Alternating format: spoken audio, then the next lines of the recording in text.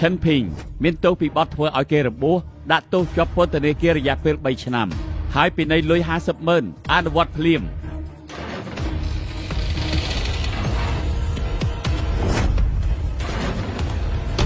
ឲ្យត្រឹមត្រូវទៅប្រយ័ត្នយើងសម្រាប់ឯងចូល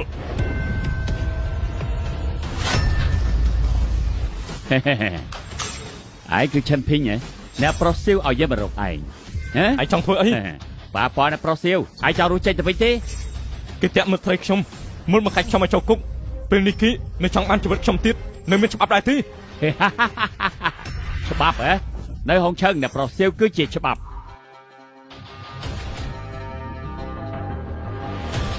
ណែអ្នកប្រុសសៀវគឺគេហ៎មានការអីលោកប្រាប់មកចុះបំបាក់ដៃគេមកខាងទៅយើងឲ្យ50,000ទទួលបានស៊ូលីពេលយើងចេញទៅយើងនឹងឲ្យឯងសុំបំណុលឈាមវាយគេទៅមិត្តស្រីឯងនៅទីនេះយើងនៅចាំឯង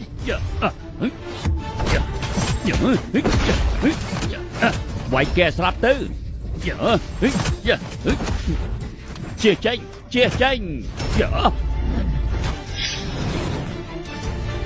ស្រួលអត់មិននិយាយបងប្អូនទាំងអស់គ្នាឲ្យគេស្វាងតិចទៅហ៎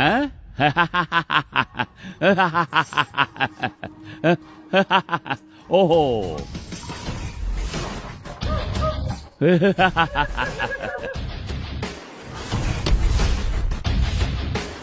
អាឡាត់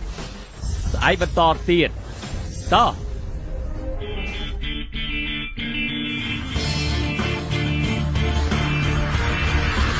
លោកចង់សម្រាប់ខ្ញុំដែរអូ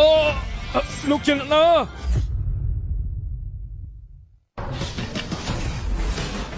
លោកជាអ្នកណាខ្ញុំចង់ទៅផ្ទះកូនអ្នកមានស៊ីលីរំលោភមិត្តស្រីខ្ញុំមុលបង្កាច់ខ្ញុំឲ្យចូលគុកពុកម៉ែខ្ញុំអាយុច្រើនហើយខ្ញុំមិនទាន់បានសងគុណផងខ្ញុំមិនអាចស្លាប់ទេខ្ញុំចង់សងសឹកហើយជាក្មេងល្អមានចិត្តល្អទេវតាការពារលោកជាអ្នកណាចាប់ពីពេលនេះទៅយើងជាគ្រូរបស់ឯងហើយលាកនៅក្នុងជ្រោះគង់ឡើងលើមេឃទីបំផុតយើងមានអ្នកបន្តវេនហើយ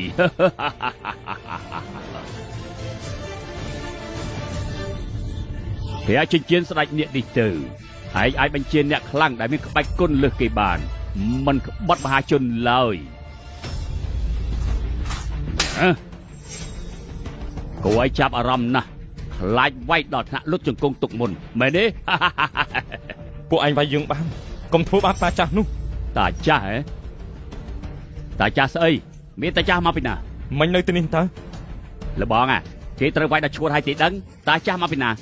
កុំនិយាយបានការជាមួយគេអាឡិតថ្ងៃនេះជាថ្ងៃសាររបស់ឯងហើយបាយវាយគេងាប់ទៅ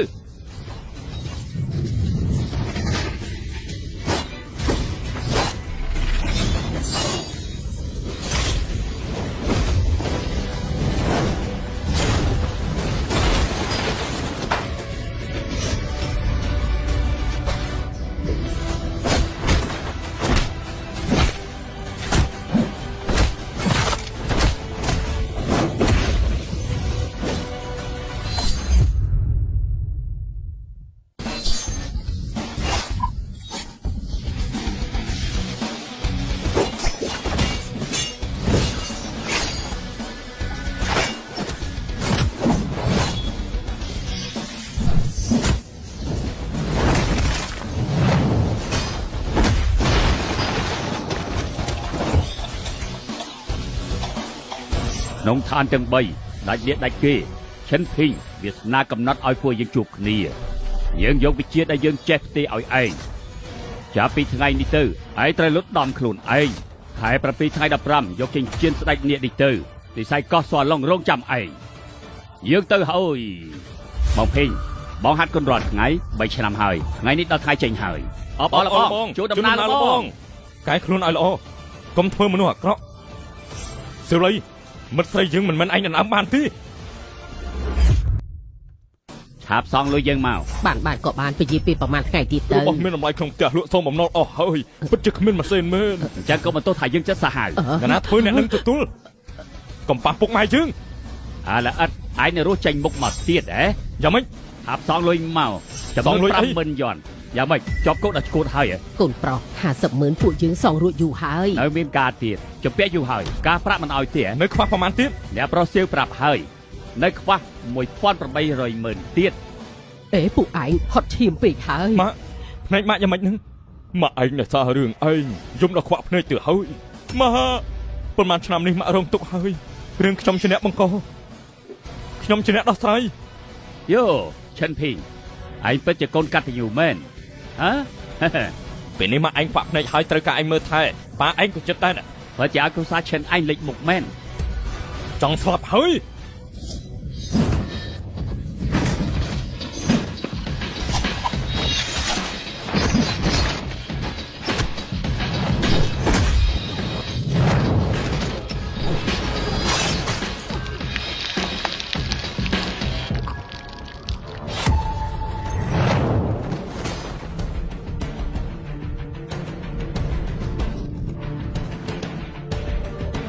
លុតជង្គង់យើងមិនសម្លាប់ឯងទេសើវឡៃនេះណា មិនដឹងទេប៉ុន្តែស្អែកតែប្រុសសៀវរៀបការជាមួយមិត្តស្រីឯងហើយ នៅឯណា នៅសន្តាគារហ្វូហៅ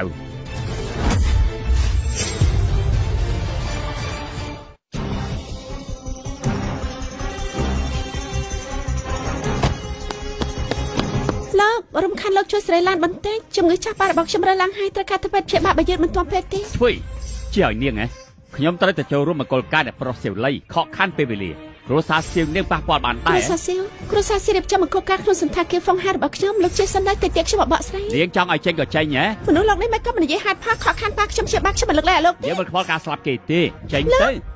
លោកប៉ា ចង្រៃយកបុកគេឲ្យងាប់ទៅឲ្យពួកគេដឹងថាប៉ះពាល់គ្រួសារសៀវមានលទ្ធផលយ៉ាងម៉េច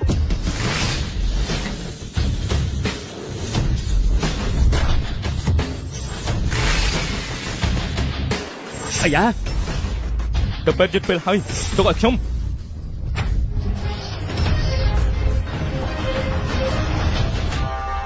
អាយ៉ាស្អីគេហ្នឹង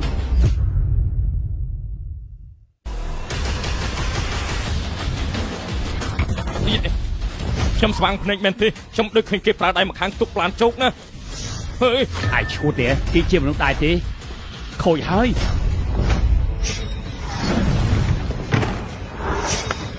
ខ្ញុំសុវណ្ណចុងអរគុណព្រះទេវតាជួយជីវិតសូមសួរថាលោកមានឈ្មោះអីដែរខ្ញុំបានឈិនភីងគ្រាន់តែជួយប៉ុណ្ណោះទេ គឺសុវណ្ណចង់ហ៎ខ្ញុំត្រូវតែសុំទោសគាត់សុំទោសអគ្គនាយកស៊ូមិនខ្ញុំមានភ្នែកមកមើលភ្នំថៃសានពួកខ្ញុំមិនដឹងថាក្នុងឡានជាលោកមិញនេះមានការយល់ច្រឡំបាទពេលនេះខ្ញុំទៅសេរីឡានភ្លាមលោកទៅសិនទៅខ្ញុំអត់ផ្លូវជូន ឆ្កែអាំងអំណេះ នេះជាមនុស្សចម្លែកអីហ៎ លោកឈិនលោកបានជួយជីវិតខ្ញុំនេះជាភូមិគ្រឹះនៅផាន់ឡុងវ័នទឹកចិត្តបន្តិចបន្តួចយកទុកទៅភូមិគ្រឹះផាន់ឡុងវ័នមិនបានទេខ្លាចពេកហើយលោកឈិនកំប៉ានិស័យអីឬមួយជីវិតខ្ញុំមានតម្លៃមិនស្មើផ្ទះមកក្នុងនេះទេក៏បានខ្ញុំប្រញាប់ទៅសន្តាគារហ្វុងហៅលាសិនហើយលោកឈិនទៅសន្តាគារហ្វុងហៅមែនហើយយ៉ាងម៉េច នោះជាការរស់ស៊ីរបស់គ្រួសារខ្ញុំ លោកឈិនបើមិនប្រកាន់ទេទៅជាមួយពួកខ្ញុំទៅណា អគ្គនាយកស៊ូ លោកឈិននេះមករបបខ្លួនឯងខ្ញុំសូមរៀបចំបន្តិចណាមិនបាច់ទេខ្ញុំមកគឺមានរឿងតខ្លួនលោកឈិនភូមិគ្រឹះមួយខ្នងដែលខ្ញុំជូនលោកមិញជាទឹកចិត្តបន្តិចបន្តួចរបស់ខ្ញុំថ្ងៃក្រោយនឹងមានអំណោយផ្សេងទៀតគួរសំពេចហើយគ្រាន់តែជួយគ្នាប៉ុណ្ណោះខ្ញុំមានការទៀតខ្ញុំទៅសិនហើយ សូមបីអគ្គនាយកស៊ូក៏គ្រប់គេដែរប្រហែលជាអ្នកខ្លាំងហើយមើលទៅ សិចៅអញត្រៀមចំបន្តិចទៅគ្រួសារស៊ូនឹងប្រឹងអស់ពីលទ្ធភាពការពារលោកឈិនឲ្យបាន បាទ យ៉ាងម៉េចនឹងអ៊ីឈីប៉ាអត្តនោម័តខ្លួនឯងយកភូមិគ្រឹះ100លាននោះឲ្យលោកឈិនអញមិនដាច់ចិត្តមែនទេ មិនអាចទៅប៉ាខ្ញុំយល់ថាលោកឈិនជាអ្នកក្លាហានមានប្រាជ្ញាជាអ្នកខ្លាំងដែលមានភាពក្លាហានអាចស្គាល់មនុស្សបាត់នឹងជាកិត្តិយសរបស់ខ្ញុំណាស់ត្រឹមតែភូមិគ្រឹះ100លានខ្ញុំថាតិចពេកផង រូបរាងអ្នកប្រុសសៀវល្អមែន ចង់មើលហើយនឹងមើលឲ្យឆ្អែតទៅហឹម ហេថ្ងៃនេះជាថ្ងៃអ្នកប្រុសសៀវរៀបការ យើងមកគឺសុទ្ធតែជាអ្នកថ្លៃថ្នូរដូចជាឯងចឹងមានសបឹងជើញដែរទេ អត់ទេខ្ញុំរកកូនកំមុំមានការ បើអត់មានចេញទៅសួស្ដីលោកស្រីតូច សានសានបងគឺឈិនភីងបងចេញមកហើយ3ឆ្នាំនេះឲ្យអូនរងទុកហើយ ឆិនភីងលោកក្រែងលោកស្លាប់ក្នុងគុកហើយតើ សិលីចង់ឲ្យបងស្លាប់បងពេលនេះរីកចម្រើនហើយទៅជាមួយបងទៅជាមួយបងទៅណាបងនឹងឲ្យអូនរស់ស្រួលណា ឆិនភីងលោកជាប់គុកដល់ល្ងងហើយមែនទេខ្ញុំបោះបង់គ្រួសារអភិជនមករៀបការឬមួយរស់នៅជាមួយអ្នកទោសដូចលោក បងដើម្បីជួយអូនទើបជាប់គុកណាហ៎ ជួយខ្ញុំហ៎អ្នកណាឲ្យលោកជួយខ្ញុំសុំឲ្យលោកជួយខ្ញុំហើយណា ពួកយើងនៅជាមួយគ្នា8ឆ្នាំហើយ8ឆ្នាំបងតាមអូនថ្ងៃនេះអូនបាយជ្រាបការជាមួយសិលីម្នាក់នោះចោលបងមែនទេគឺដោយសារគេមានលុយជាងបង គឺដោយសារគេមានលុយជាងលោកឆិនភីងលោកលុយក៏គ្មានផ្ទះក៏គ្មានលោកមិនអាចប្រៀបជាមួយនឹងអ្នកប្រុសសៀវបានទេលោកដឹងថាអ្នកប្រុសសៀវបានជូនផ្ទះខ្ញុំមួយខ្នងនៅផាន់ឡុងវ៉ាន់ដែរទេផាន់ឡុងវ៉ាន់ជាភូមិគ្រឹះដែលមានតម្លៃថ្លៃមួយជាតិនេះលោកទិញមិនបានផង ផានឡុងវ៉ាន់ចង់នៅផានឡុងវ៉ាន់បងនៅបានគ្រប់ពេលហើយយ៉ានេះជាភ្ញៀវ VIP តើនេះ បង ហើយយ៉ាសំណប់ចិត្តកចិនភីងស៊ីបាយគុកមិនឆ្អែតមកសុំបាយទៅនេះស៊ីមែនទេ បងលៃកុំខ្វល់ជាមួយជនអត់បានការឆិនភីងលោកមិនចាប់មិនហាយទេហ៎ចេញទៅ ពួកឯងចាំតែមើលទៅគង់តែមានថ្ងៃមួយយើងនឹងសងពួកឯងវិញអេកុំមកទៅបើមកឲ្យចូលរួមមង្គលការយើងនឹងសានហើយសិនចាំទៅណាល្អឲ្យតែយើងនៅទីនេះមង្គលការឯងកុំចង់ធ្វើឲ្យសោះអញ្ចឹងយើងចង់ឃើញណាស់ឯងមិនឲ្យយើងរៀបការបានយ៉ាងម៉េចពួកឯងនៅឈរមើលស្អីទៀត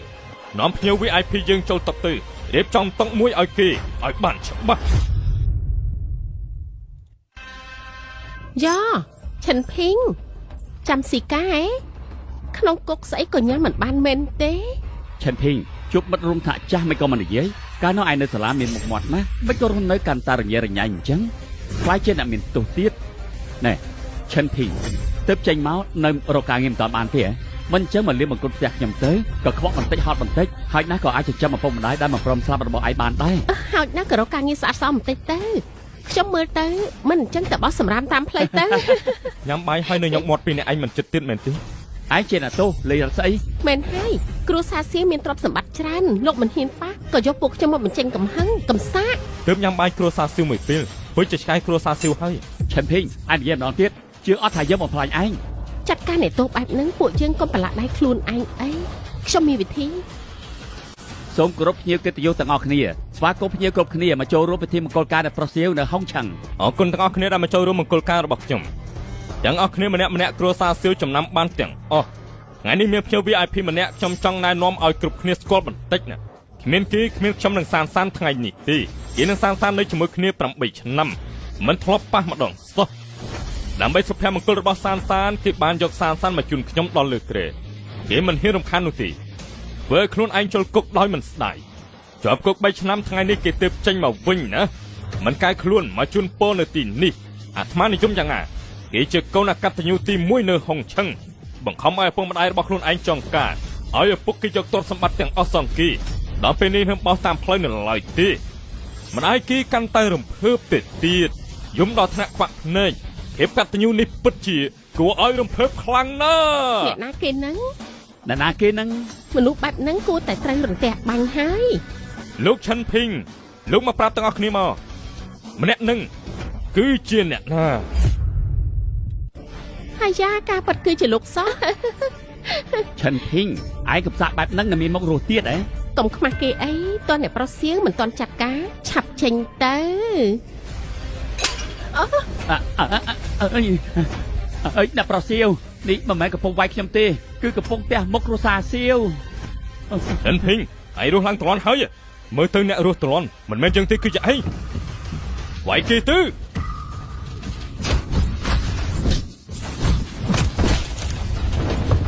ចូលទៅហើយបោះគេចេញទៅកុំឲ្យកខ្វក់ពិធីមង្គលការចូលទាំងអស់គ្នាទៅថែម 5000 វិវហើយសម្លាប់មនុស្សហើយ តើអត់បានកើថ្ងៃនេះយើងវាយឯងដល់តោះដី ឡៃអើ ឡៃអើអ្នកណាឲ្យឯងថ្លាមធំហ៊ានមកករឿងក្នុងពិធីមង្គលការកូនប្រុសយើងឯងមិនខ្លាចប៉ះពាល់គ្រួសារសៀវយើងទេ កែនយុសៀវកូនប្រុសលោកធ្វើឲ្យយើងជាប់គុកដណ្ដើមមនុស្សដែលយើងស្រឡាញ់ទៅធ្វើបាបឪពុកម្ដាយខ្ញុំគ្រួសារខ្ញុំបែកបាក់គ្នាបើដូចជាលោកវិញលោកធ្វើយ៉ាងម៉េច ប៉ះពាល់គ្រួសារសៀវយើងត្រូវលះបង់តម្លៃធានាថាឪពុកម្ដាយឯងគ្មានបញ្ហាឯងទុកដៃម្ខាង បាទខ្ញុំមិនត្រូវការដៃគេទេខ្ញុំត្រូវការជីវិតគេអលអិនយើងឲ្យឯងដឹងផលិតផលដែលប៉ះពាល់យើងសៀវលីថ្ងៃនេះឯងឲ្យយើងចូលរួមមង្គលការឯងយើងប្រាប់ហើយឲ្យតែយើងនៅមង្គលការឯងមិនអាចធ្វើបានទេពេលនេះឯងជឿហើយនៅក្បាលឯងស្អីអូ អើយ៉ាងមិនហើយកូនមិនអីទេហ៎យើងត្រូវឲ្យឯងសមបំណុលឈាមសម្រាប់គេទៅយ៉ា អ្នកណាហ៊ានប៉ះលោកឈិន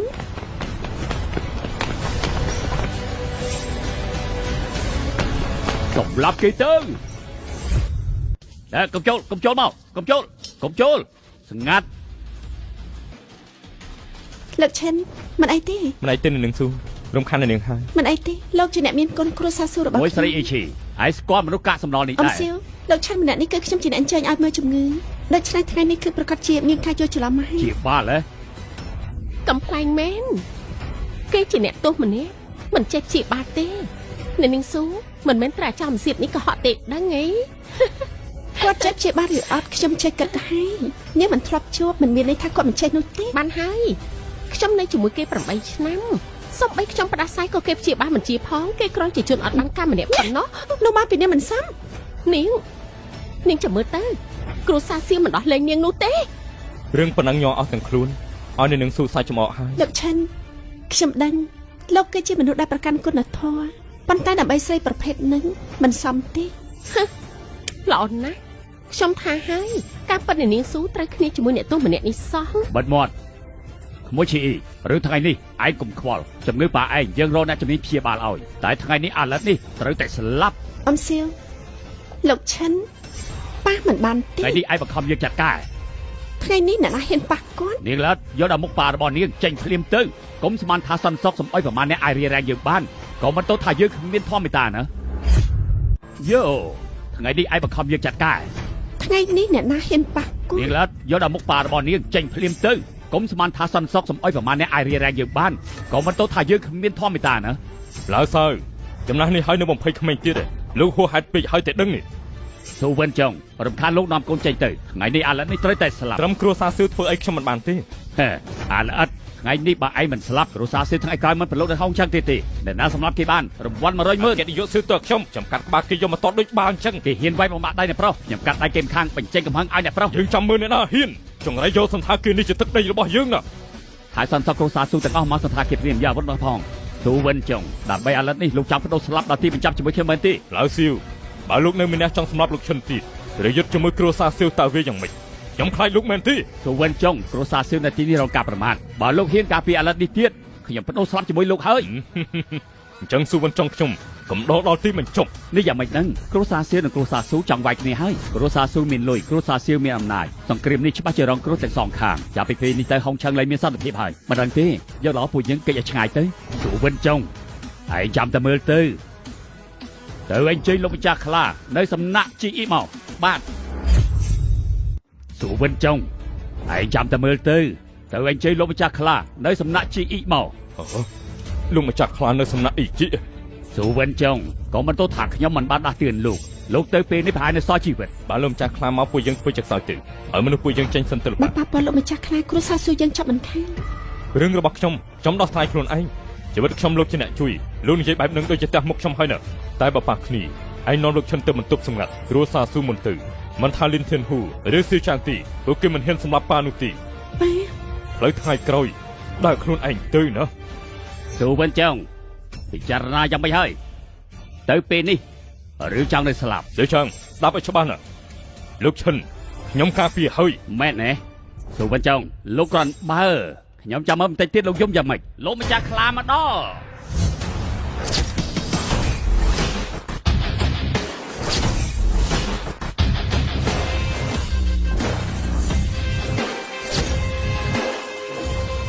សូមគោរពលោកម្ចាស់ខ្លា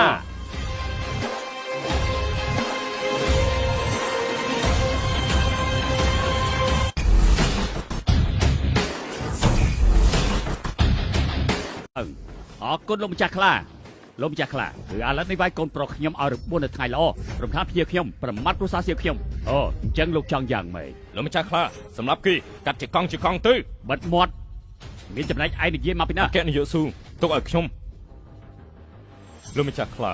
លោកឈិនឆៅឆៅមួយពេលកូនកំមុំជាមិត្តស្រីរបស់លោកឈិនត្រូវសៀវលៃដណ្ដើមយកទៅដូច្នេះទើបបានជាលោកឈិនខឹងនឹងណា អូលោកហៅគេថាម៉េច លោកឈិនថ្ងៃនេះលោកឈិនជួយជីវិតខ្ញុំដូច្នេះខ្ញុំធ្វើគ្រប់យ៉ាងគឺត្រូវការពារគី លោកថាទៅគ្រួសារលោកតាពីរនៅហុងឆឹងក៏ទុកថាមានមុខមាត់ដែរដោយសារតែរឿងតិចតួចសំដែរទេស៊ូវិនចុងនឹងអាឡិតនឹងខុបខិតគ្នានោះមិនមែនផ្ទះមុខខ្ញុំទេបញ្ជាក់ថាផ្ទះមុខលោកហើយខ្ញុំលើថាគ្រួសារសេវរាល់ឆ្នាំឲ្យលោកម្ចាស់ខ្លារាប់ពាន់ម៉ឺនគ្រាន់តែលុយសុទ្ធរាប់ពាន់ម៉ឺនហើយបានហើយតើគេមិនដល់ស្លាប់ទេឲ្យគេកាត់ដៃខ្លួនឯងមកខាងទៅកាត់ខ្លួនឯង តែនេះ ចាំស្អីទៀតឲ្យគេចាត់ការមែនទេ លោកម្ចាស់ខ្លាលើកលែងជីវិតឲ្យលោកហើយបើគាត់ចាត់ការខ្លួនឯងលោករស់ដូចស្លាប់យ៉ាងអញ្ចឹង គេសំដែរ ឯងចង់ស្លាប់ហើយ លោកឈិនឆៅឆៅមួយពេលគ្មានចេតនាប៉ះពាល់លោកទេឲ្យលឿនទទួលកំហុសទៅសុំទោសគេទទួលបានដែរទេ ហ៊ានប្រឆាំងនឹងលោកម្ចាស់ខ្លាផងឯង លោកម្ចាស់ខ្លាខ្ញុំជំនួសលោកឈិនសុំទោសលោកលើកលែងទោសឲ្យគាត់ផងទៅ យឺតហើយ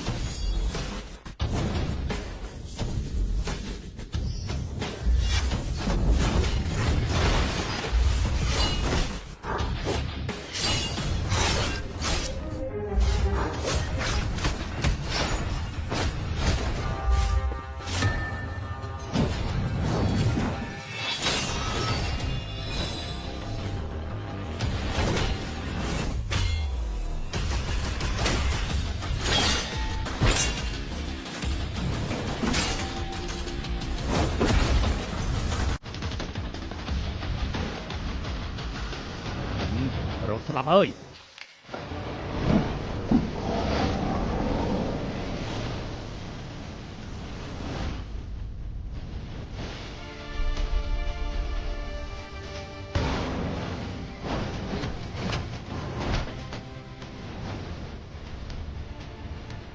ผมនិយាយបន្តិចបានទេ សុំអីមានអីនិយាយនឹងទៅលោកជាលោកម្ចាស់ខ្លាខ្លាញ់អ្នកផ្សេងស្ដាប់ឮដែរក្រែងលោកឲ្យខ្ញុំកាត់ដៃអោនក្បាលទទួលកំហុស មិនហ៊ានទេឬថ្ងៃនេះបញ្ចប់ត្រឹមនឹងចុះដល់ថយលោកម្ចាស់ខ្លាយ៉ាងម៉េចហ្នឹងមិនដឹងទេលោកម្ចាស់ខ្លារឿងនេះមិនអាចបញ្ចប់ត្រឹមនឹងទេបញ្ចឹងមកគ្រួសារសេភាពទុកណែណាអីអូបាយនៅមិនទៅទៀតយើងសម្រាប់ឯមុនអូយ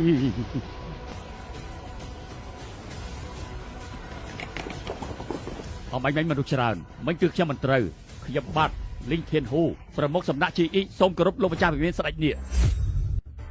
សូមគោរពលោកម្ចាស់វិមានស្ដេចនេះលោកម្ចាស់លើកលែងទោសផងនាងខ្ញុំមានភ្នែកមិនស្គាល់ភ្នំថៃសានសូមលោកម្ចាស់ទុកជីវិតផង ពលលោកចំណាំមនុស្សខុសទេដឹង អ្នកដែលពាក់ចិញ្ចៀនស្ដេចនេះគឺជាម្ចាស់វិមានស្ដេចនេះខ្ញុំចាំមិនខុសទេពាក់ចិញ្ចៀនស្ដេចនេះឯងអាចបញ្ជាអ្នកខ្លាំងដែលមានក្បាច់គុណលើសគេបានមិនក្បត់មហាជនឡើយ លិនធិនហ៊ូលោកចង់ថាដោយសារខ្ញុំពាក់ចិញ្ចៀនមួយវងនេះមែនទេ គឺលោកពាក់ចិញ្ចៀនរបស់វិមានស្ដេចនេះអ្នកដែលពាក់ចិញ្ចៀនស្ដេចនេះគឺជាម្ចាស់វិមានស្ដេចនេះ ពលលោកក្រោកឡើង អរគុណម្ចាស់វិមាន លោកកុំធ្វើអញ្ចឹងខ្ញុំមិនមែនលោកម្ចាស់ស្អីទេចិញ្ចៀននេះគឺមានគេឲ្យមកខ្ញុំទេ ពួកខ្ញុំស្គាល់តែចិញ្ចៀនស្ដេចនេះមិនស្គាល់មនុស្សអ្នកដែលពាក់ចិញ្ចៀនស្ដេចនេះគឺជាម្ចាស់វិមានស្ដេចនេះ តាចាស់នេះរឿងសំខាន់យ៉ាងនឹងមិនប្រាប់ខ្ញុំមិន ម្ចាស់វិមានលោកនិយាយអី ខ្ញុំថាពលលោកសតតែជាមនុស្សរបស់វិមានស្ដេចនេះមែនទេ មែនហើយ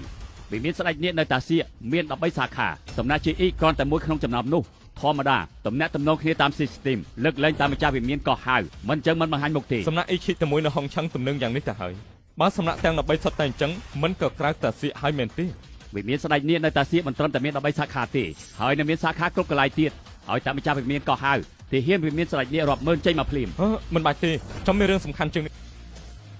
មិនដឹងថាគាត់នៅខាងក្នុងចាំមិនទៅហើយទេ ស៊ឺឆឹងប្រមូលសុំទៅសុខគ្រួសារស៊ូទាំងអស់មកបន្តិចទៀតមិនថាមានរឿងអីទេត្រូវតែជួយលោកឈិនឲ្យទាត់ទៅបាន បាទ តែយកល្អឲ្យខ្ញុំទៅជួយគាត់ទេ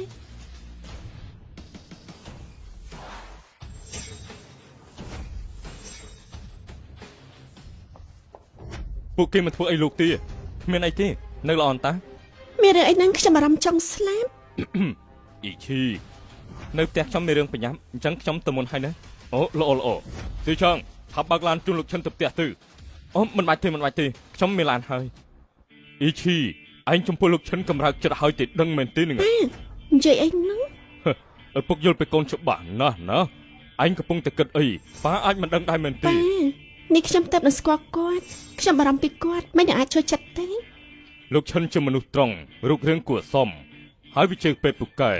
តែមិនដឹងថាផ្នែកផ្សេងទៀតយ៉ាងម៉េចទៅវិញទេនេះ ប៉ាគិតច្រើនពេកហើយ ឯងទៅចាប់សន្តិសុខល្អបំផុតរបស់គ្រួសារស៊ូទៅការពីលោកឈិន24ម៉ោងបើតាមយើងយល់គ្រួសារស៊ូប្រកាសជាមិនសុខចិត្តនោះទេ យល់ហើយ ភីងចេញមកហើយរកការងារល្អធ្វើទៅចាំរកមិត្តស្រីម្នាក់ទោះមីម៉ាយក៏ដោយក៏ពួកយើងមិនប្រកាន់ដែរឈប់រកកឹងសានសាននោះទៀតពេលនេះគេជាអ្នកស្រីតូចគ្រួសារសៀវហើយពួកយើងប៉ះពាល់មិនបានតែគិតបាន ហើយយ៉ាម៉ា ឯងឈប់ឈួតទៅបើឯងចូលគុកម្ដងទៀតជីវិតរបស់ម៉ាក់នេះពិតជាអស់មែនហើយ ប៉ាខ្ញុំមកវិញហើយប៉ាឈប់ទៅបោះតាមផ្លូវទៅរឿងក្នុងផ្ទះទៅឲ្យខ្ញុំមានមិត្តម្នាក់ឲ្យផ្ទះទំនេរគេមកខ្ញុំពួកយើងទៅរៀបចំឲ្យបានទៅឈប់នៅទីនេះទៀតទៅនៅផ្ទះធំវិញល្អជាង ផ្ទះអី គឺនៅផានឡុងវ៉ាន់ ថាម៉េច ឯងទុកយើងដើម្បីឯងឈួតអីផានលងវ៉ាន់ជាផ្ទះថ្លៃបំផុតនៅហុងឆឹងអ្នកដែលសុទ្ធតែជាអ្នកមានឯងទៅចេញមកមានមិត្តមកពីណាឲ្យផ្ទះឯងខ្ចី ភីងពួកយើងត្រឹមត្រូវកុំជួលសពទាំងថ្ងៃអី នៅក្នុងគុករៀនអីមិនចេះតែអួត ប៉ាមិនតបានឃើញផងមិនក៏ថាខ្ញុំអួតតាំងពីតូចដល់ធំប៉ាទទួលស្គាល់ម្ដងពិបាកណាស់ទេ ឥឡូវសំអុយឯងចេះតមាត់ហើយ បានហើយតាកញ្ចាស់កូនទើបចេញមកបើមិនចេះនិយាយពាក្យពីរោះទេអីភីងម៉ាក់ជឿឯងនាំម៉ាក់ទៅដើរលេងនៅផាន់ឡុងវ៉ាន់ទៅម៉ាក់មិនដែរទៅទីនោះទេ បានខ្ញុំហៅឡានសិនណាម៉ាក់ ឯងហ៊ានលេងល្បិចដាក់យើងចាំមើលយើងចាត់ការយ៉ាងម៉េច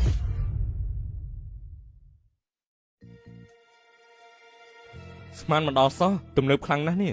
អាគារនៅផានលងវ៉ាន់ពិតជាល្បិចដោយឈ្មោះមែន ខ្ញុំថាហើយកូនប្រុសយើងមិនស្រឡាញ់អត់ប្រយោជន៍ទេកតញ្ញូណាស់ ឈិនភីញ៉ាច្រើនឆ្នាំមកនេះឯងទុកថាមានកំណត់ហើយប៉ាមានមោទនភាពដោយសារឯងណា ប៉ាម៉ាក់ថ្ងៃក្រោយថ្ងៃល្អនៅមានច្រើនទៀត ភីងប្រាប់ម៉ាក់មកទោះជាម៉ាក់មើលមិនឃើញតែអាចមានអារម្មណ៍ដឹងបានណា ម៉ាក់ផ្នែករបស់ម៉ាក់ថ្ងៃក្រោយខ្ញុំនឹងព្យាបាលឲ្យម៉ាក់ ឲ្យតែឯងសុខសប្បាយគឺល្អជាងអ្វីទាំងអស់ម៉ាក់នៅទីនេះរងចាំ3ចៅ យាយចាស់យាយភ្នែកខ្វាក់ក៏ហេះចុះតែចិត្តក៏ខ្វាក់ដែរ សាន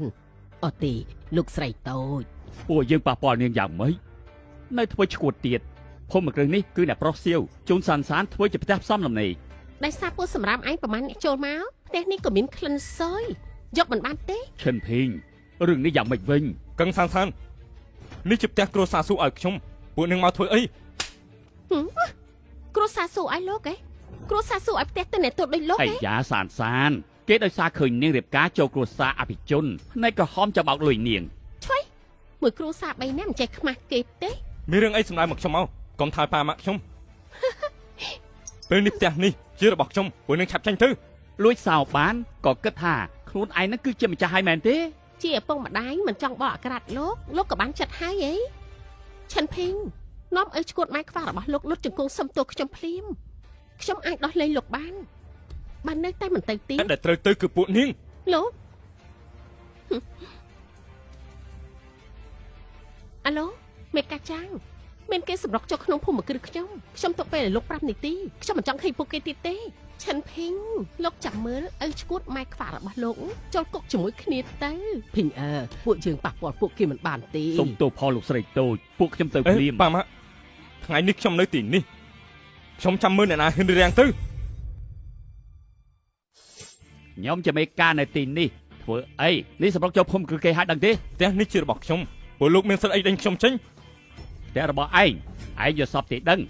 ឯងដឹងថាយើងជាអ្នកណាទេយើងគឺជាអ្នកទទួលខុសត្រូវផ្ទះនេះរហូតមកផ្ទះនេះគឺអ្នកប្រុសសៀវជូនលោកស្រីតូចមិនពាក់ព័ន្ធជាមួយឯងទេឆានភេងពេលនេះយើងចាំមើលតើឯងប្រកែកយ៉ាងម៉េចទៀត មិញនេះឲ្យពួកអញទៅមិនទៅទេពេលនេះចង់ទៅក៏មិនបានដែរអ្នកទោឆ្កែយ៉ាងណានៅតែស៊ីលីមួក ថាពួកនឹងល្ងងទុកថាសរសើរពួកនឹងផង ឈិនភីងលោកឈួតទៀតហើយបើស្គាល់កាលៈទេសៈឆាប់ទៅឲ្យមានស៊ើបមើលខ្លះទេហ៎ លោកថាទៅបើគ្រួសារស៊ូដឹងថាលោកលួចផ្ទះរបស់គេនោះតើគេនឹងដាក់ទោសលោកយ៉ាងម៉េចទៅហ៎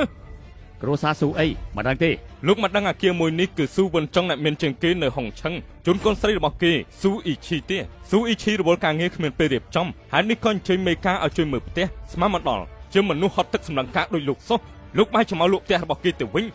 មេកាចាងនេះជាការពិតទេ ស៊ូអីឈីហ៎បើឯងនិយាយផ្ដេសផ្ដាស់ទៀតយើងឲ្យមាត់ឯងពួកឯងអូពួកអស់នេះចេញទៅ លោកមិនស្គាល់ស៊ូអ៊ីឈីប៉ុន្តែនាងស្គាល់លោកមិនអញ្ចឹងខ្ញុំហៅនាងមកបកស្រាយប្រាប់លោកតិចចុះ មិនបាច់ខលទេសត្វរបស់គ្រួសារស៊ូខ្ញុំចាត់ការខ្លួនឯងកុំឲ្យប្រឡាក់ដៃលោកឈិនអី ដែលនាងស៊ូស្ដាប់ខ្ញុំបកស្រាយសិន មិនបាច់ខ្វល់ទេសត្វរបស់គ្រួសារស៊ូខ្ញុំចាត់ការខ្លួនឯងកុំឲ្យប្រឡាក់ដៃលោកឈិនអី ដែលនាងស៊ូស្ដាប់ខ្ញុំបកស្រាយសិន លោកចាង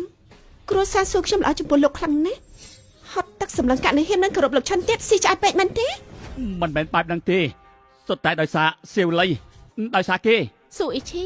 នាងនៅមានមុខប្រឆាំងគ្រួសារស៊ូយើងទៀតថ្ងៃនេះនៅលើទឹកដីគ្រួសារសៀវយើងមិនលើកលែងឲ្យនាងទេអាឡូលោកប្តីថ្ងៃនេះអូននៅភូមិគ្រឹះដែលបងទិញឲ្យស៊ូអ៊ីឈីនាំមនុស្សមកបង្ករឿងហើយថាភូមិគ្រឹះនេះជារបស់គេទៀតបងមកផ្លែតមក អូភូមិគ្រឹះហ៎គឺថាបងមានការបញ្ញាប់អូនដោះស្រាយខ្លួនឯងសិនទៅណាបងមិនបានទៅទេ អូ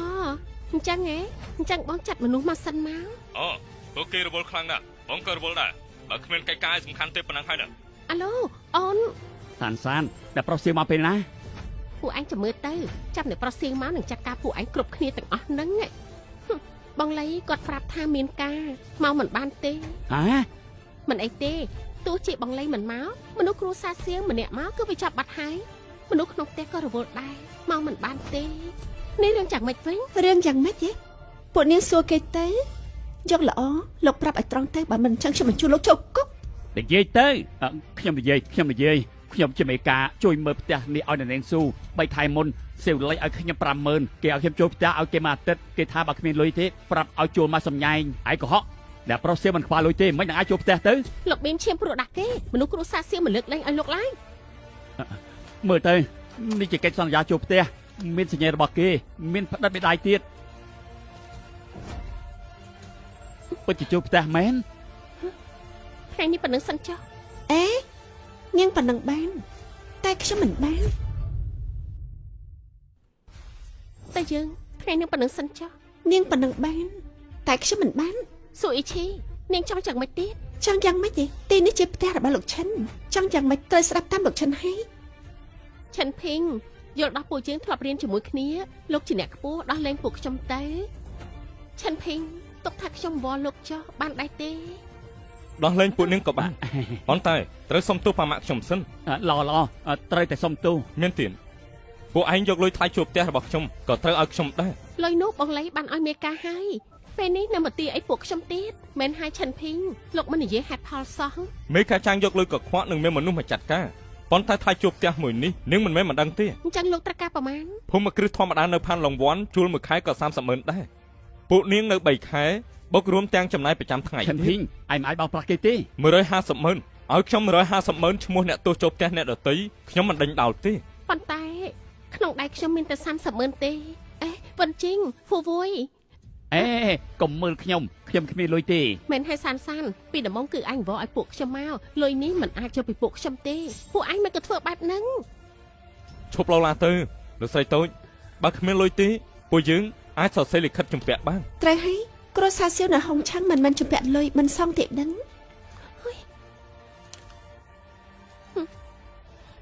លោកពូអ្នកមីងមិញខ្ញុំមានសម្ដីមិនសមរម្យសុំទោសអ្នកទាំងពីរសុំទោស នាំពីអ្នកនេះទៅផង ទៅជឿ ឆាប់ទៅកុំឲ្យប្រឡាក់ផ្ទះខ្ញុំ ពួកឯងក៏ទៅដែរទៅលោកឈិនត្រូវកែសម្រេច នៅនាងស៊ូចេះតែរំខាននៅនាងបែបនឹងមិនសម កុំហៅខ្ញុំអ្នកនេះស៊ូអីហៅខ្ញុំអ៊ីឈីទៅបានហើយ អូអ៊ីឈីខ្ញុំអរគុណនាងជំនួសប៉ាម៉ាក់ខ្ញុំផង លោកថាទេពួកយើងបែបហ្នឹងទុកថាជួបចាស់ទុំដែរទេ អូប៉ាម៉ាក់នេះជាមិត្តដែលឲ្យផ្ទះខ្ញុំខ្ចីស៊ូអ៊ីឈី សួស្តីលោកពូអ្នកមីងខ្ញុំឈ្មោះអ៊ីឈីលើកទី1ជួបគ្នាគឺបញ្ញាពេកអត់បានជួបអំណាចជួនអ្នកទាំងពីរទេសុំទោស ដែលនាងស៊ូគួរសមពេកហើយដែលនាងឲ្យផ្ទះល្អបែបហ្នឹងទៅឈិនភីងខ្ចីពួកយើងមិនដឹងអរគុណនាងយ៉ាងម៉េចទេ ទោះជាខ្ញុំមើលមិនឃើញតែខ្ញុំស្ដាប់សំឡេងក៏ដឹងថាអ្នកនាងស៊ូជាស្រីស្អាតម្នាក់ហើយក៏ចិត្តល្អទៀតផងអ្នកណាអាចដណ្ដឹងអ្នកនាងបានគឺសំណាង8ជាតិហើយ ខ្ញុំល្អបែបហ្នឹងមកពីណាឈិនភីងធម្មតានិយាយថាចរិតខ្ញុំមិនល្អហើយនៅស្រែកដាក់ខ្ញុំ ថ្ងៃ ទៀត ក្រោយបើគេស្រែកដាក់នាងទៀតប្រាប់ខ្ញុំមកខ្ញុំវាយគេ អ៊ីឈីខ្ញុំចង់ពឹងនាងរឿងមួយខ្ញុំចង់ព្យាបាលភ្នែកម៉ាក់ខ្ញុំនាងដឹងថាកន្លែងណាមានថ្លើមពោះពាន់ឆ្នាំទេ ខ្ញុំនៅហុងឆឹងច្រើនឆ្នាំហើយមិនដែលលឺទេប៉ុន្តែពួកយើងអាចទៅផ្សារខ្មោចនៅតាលីស៊ូមើលបាន ផ្សារខ្មោចតាលីវស៊ូ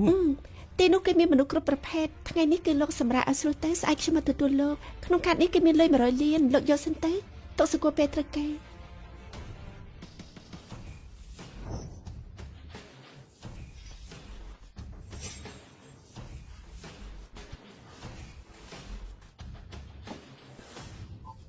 ហើយអាប្អូនអកសាយភ្នែកល្អមែននេះជាស្លាប់ជួយចង្កេះពីបុរាណដោយសារតែកប់ក្នុងដីត្រូវទឹកទៅបែបនេះខ្ញុំលក់ឯង100,000ចុះ អេមើលទៅអាកធាត់នោះចំណេញលុយទៀតហើយម្នាក់នេះមើលទៅស្អីក៏មិនដឹងដែរធ្លាក់ក្នុងដៃអាកធាត់ប្រកាសជាកាប់ហើយគេជាមនុស្សឈួត ជារបស់ល្អមែនប្រកាសណាស់កន្លែងខ្ញុំសុទ្ធតែជារបស់ល្អមិនចឹងទេទោះជានៅក្នុងផ្ទះមានអ្នកជំងឺ10000នាក់ក៏ខ្ញុំមិនលក់ឲ្យដែរណោះ10000លោកកំស្ដាយក្រោយឲ្យសោះណាខ្ញុំដល់ដល់ផ្លូវទាល់ដែរអាក្អូនគាត់ទៅមើលក៏ដឹងថាលោកជាមនុស្សទូលាយដែរពួកយើងដៃមកខាងប្រគល់ប្រាក់ដៃមកខាងប្រគល់របស់ទុកចិត្តចុះបើខ្ញុំទិញឲ្យមិនដល់វិញទេល្អ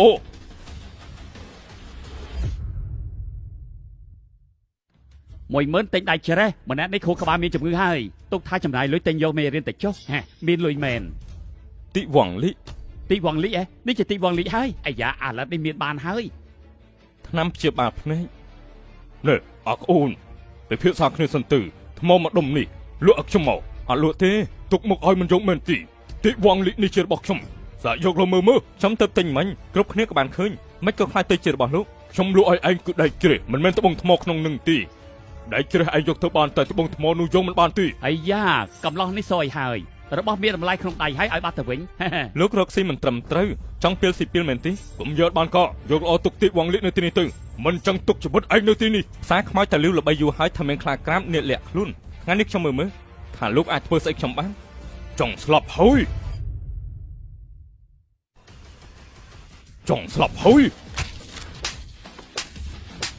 អាយ៉ាមើលអ្នកកំឡោះនេះចុះអាយ៉ា វាយទីละវាយ អាយ៉ា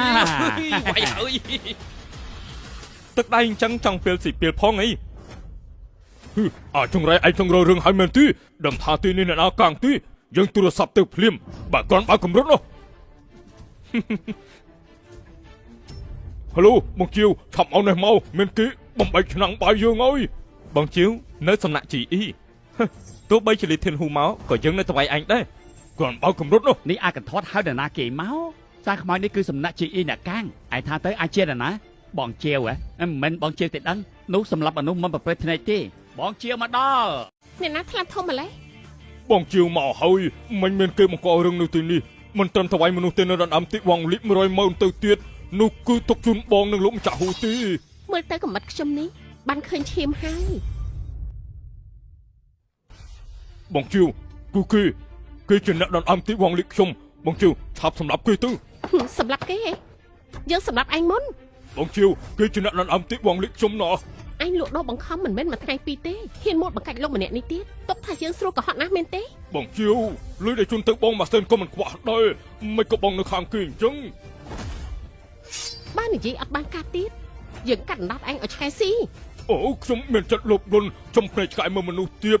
លោកយល់ដល់ខ្ញុំមានមិនទុកនៅផ្ទះច្រើនណាស់ទុកជីវិតឲ្យខ្ញុំជាផោមទៅណោះទុកជីវិតខ្ញុំ នាំទៅថ្ងៃក្រោយកុំឲ្យយើងឃើញគេនៅផ្សារខ្មោចទៀត មកទៅអាយ៉ាអ្នកកំឡោះនេះមកពីណាមិនបានជាមានខ្នងរឹងម្លេះរឹងតែអាចរឹងជាងបងខ្លាដែរទេ លីងធានជាងនៅដំណាក់ GE សូមគោរព សូមគោរពលោកឆិន ក្រោកឡើងមក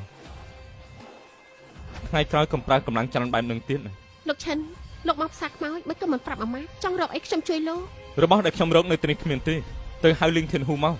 ចា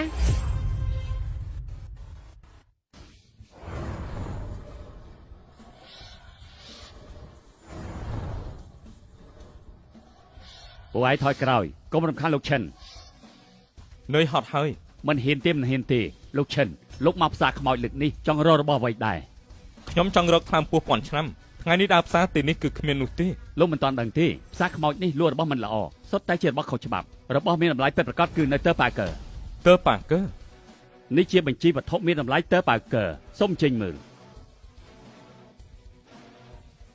ក្នុងនេះពិតជាមានរបស់ល្អច្រើនមែនតែថ្នាំពោះពាន់ឆ្នាំដូចជាបាត់បង់ទៅហើយខ្ញុំយល់ល្អគួរទៅតាមរកទៀត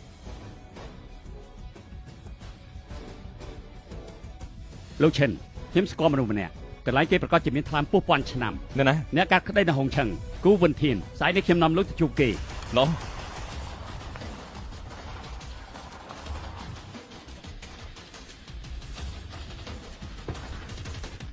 នៅទីនេះហើយកុំទៅណាទាំងអស់គ្នាកុំករឿងបាទលោកឈិនសូមអញ្ជើញ មិនត្រូវទេហុងស៊ុយនៅទីនេះមើលទៅដូចជាចម្លែកខ្លាំងណាស់ភូមិគ្រឹះបុរាណនៅស្រុកឡុងមុខចំហាយមកពីខាងកើតហុងស៊ុយល្អអ្នកនៅទីនេះមិនធម្មតានោះទេមិនត្រូវទេទីនេះដូចជាចម្លែកណាស់ ធៀនហ៊ូសុខសប្បាយខ្លាំងណាស់នេះ គូឡាវលោកក៏មានស្មារតីល្អដែរ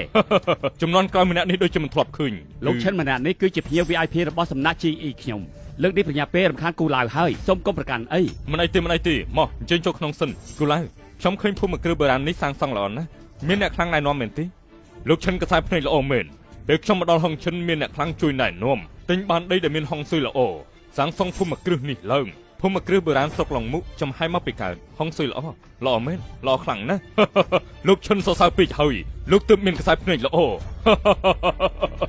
ធានហ៊ូបើគ្មានការក៏មិនមកដែរលោកនិងលោកឈិនមានអ្វីត្រូវការខ្ញុំជួយប្រាប់ខ្ញុំមកចុះណាល្បីយូរហើយគូឡាវចូលចិត្តសន្សំរបស់ដែលមានតម្លៃពួកខ្ញុំមកថ្ងៃនេះចង់ឲ្យគូឡាវជួយមើលថាមានថ្លើមពោះពាន់ឆ្នាំដែរទេថ្លើមពោះពាន់ឆ្នាំ គូឡាវទុកចិត្តចុះព្រោះខ្ញុំមិនយករបស់ទេឲ្យតែគូឡាវ50មាត់ខ្ញុំមិនតថ្លៃឡើយ ធានហ៊ូលោកនិយាយអីនឹងឲ្យតែខ្ញុំមានលោកយកតិចចុះនិយាយរឿងលុយគឺចាស់កម្រិលណាស់ គូឡាវនិយាយត្រូវ ជាថ្នាំមានប្រសិទ្ធភាពជាបាបភ្នែកជាថ្នាំកម្រនៅលើលោកម្យ៉ាងទៀតវាកន្លងផុតទៅរាប់ពាន់ឆ្នាំហើយពិតជាកម្រឃើញណាស់មិនលាក់បាំងនោះទេរបស់នេះបាត់ដំណឹងយូរមកហើយប៉ុន្តែបើចង់រករបស់នេះយុទ្ធសិលប្រហែលជាអាចទៅរួចខ្ញុំអាចសួរឲ្យលោកឈិនបានមិនអីនោះទេណាអញ្ចឹងអរគុណគូឡាវហើយលោកឈិនគួរសមហើយគូឡាវសុំសួរថាកៅអីនេះដែលលោកអង្គុយបានមកពីណាកៅអីនេះគឺខ្ញុំចំណាយលុយទិញមកពីបរទេសឬថារាជបុត្រនេះធ្លាប់អង្គុយជាកៅអីនេះពិតលោកឈិនក៏មើលដឹងដែរ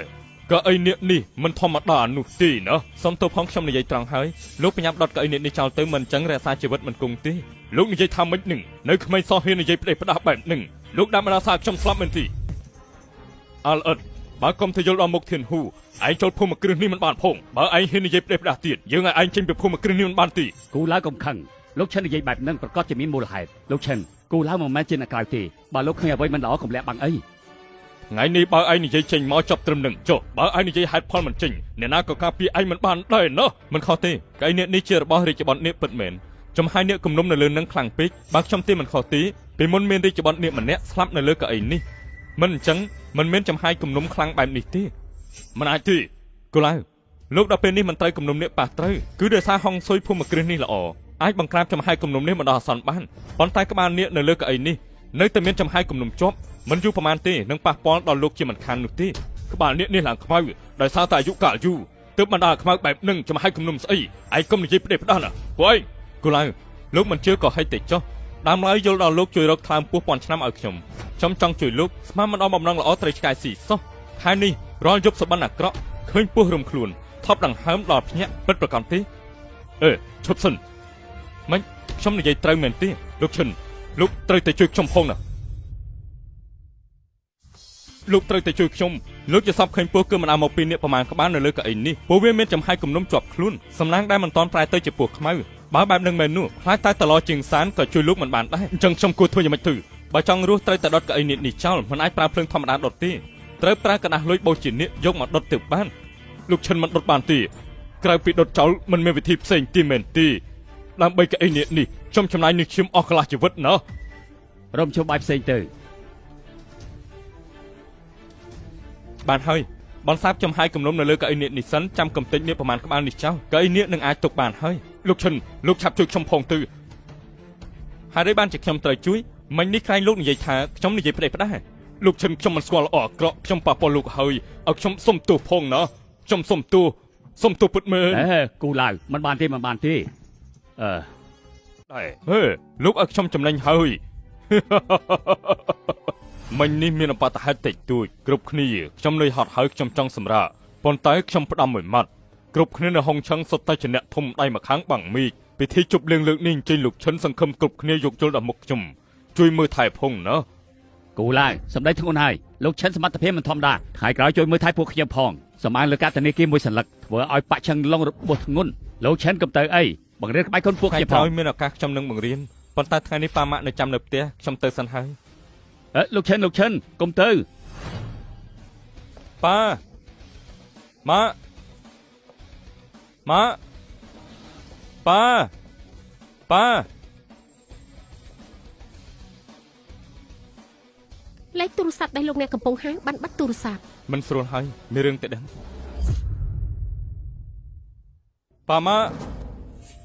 អ្នកទាំងពីរទៅណានឹងមិនក៏មិនលើកទូរស័ព្ទ ទៅទទួលមីងវាងរបស់ឯង ឈិន អេ ពី មីងបាំងនេះមីងធ្វើអីនឹងឆាប់ក្រោកឡើងមក ឮថាឯងរីកចម្រើនហើយ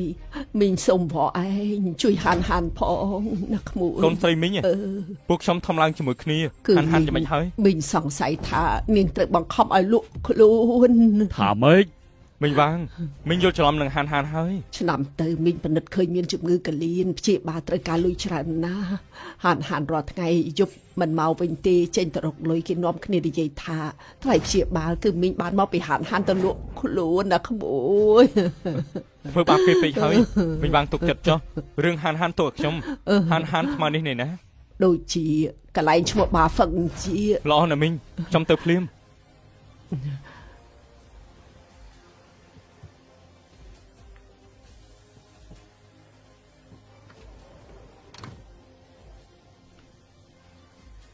ឆាប់ចុះមកភ្ញៀវចាំយូរហើយបងយានខ្ញុំដូចជាខ្លាចអាយ៉ាបងមិនកុហកឯងទេឆាប់ចុះមក ហាន់តាហាន់ធ្វើការងារបែបនឹងមែនមិនអីទេខ្ញុំត្រូវជួយនាង ហានម្ចាស់លុយស្រឡាញ់ប្រភេទដូចនាងពេលលេងរួចហើយស្អីក៏មានដែរបងយានខ្ញុំគ្រាន់តែជាអ្នករំម្នាក់ខ្ញុំមិនកំណត់ផឹកស្រាទេណាកុំទុកមុខឲ្យហើយមិនយកមិនស្ដាប់តាមការងារអ្នករំរបស់នាងក៏ការពារមិនបានហាពួកយើងក៏ការពារមិនបានដែរជាអ្នកធំមែនទេចូលទៅឯងនឹងដឹងហើយបងហាវចាំយូរហើយអីបងមើលទៅនេះទើបមកថ្មីមើលរូបរាងទៅយ៉ាងម៉េចដែរ មិនធ្លាប់ទទួលភ្ញៀវទេហ៎ មិនធ្លាប់ទេលើកទី1សិតតែទុកឲ្យបងខ្ញុំមិនអាចឲ្យនេះទទួលភ្ញៀវ បាន ទៅ ចេញទៅកុំរំខានយើងធ្វើការត្រឹមត្រូវ ហានឲ្យឆ្លាតបន្តិចបំរើបងហើយបានល្អណាទៅ អង្គុយត្រង់នេះមកយើងមិនស៊ីមនុស្សទេ បងហើយខ្ញុំអត់ទៅ អត់ ទេ ទេហ៎យើងប្រាប់នាងមកអង្គុយត្រង់នេះមកណាលឺអត់យើងឲ្យនាងមកណេះអង្គុយត្រង់នេះឆាប់ឡើង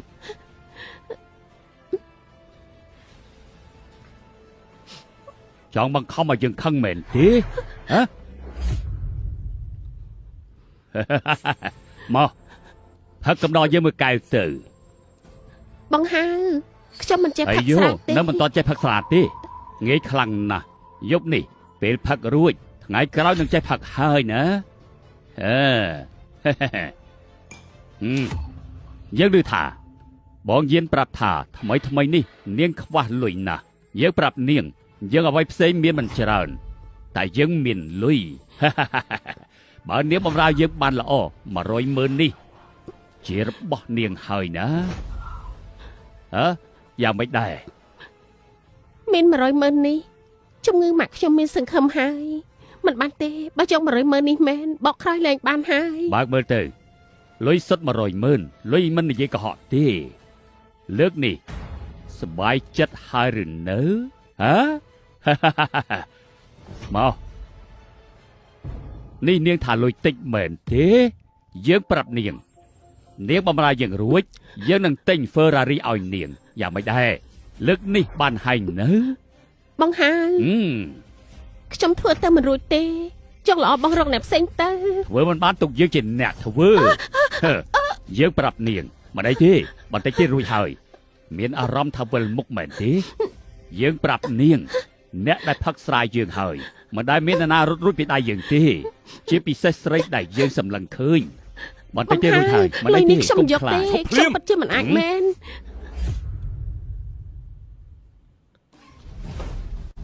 ឈប់ភ្លាម អាចចង្រៃមកពីណាហ៊ានបំផ្លាញរឿងល្អរបស់យើងមើលទៅអាចចង់ស្លាប់ហើយ អ្នកចង់ស្លាប់នោះគឺឯងហាន់មិនអីទេ បងឆាន់ មានរឿងអី ស្ដាប់ខ្ញុំបកស្រាយសិនវាមិនមែនដូចជាបងគិតទេ ពួកឯងមានគេមកលោកហើយហើយគេឲ្យខ្ទេចបោះឲ្យឆ្កែស៊ីទៅ ហ៎បងហាហ៊ានបង្ករឿងនៅទីនេះហ៎កាប់គេទៅ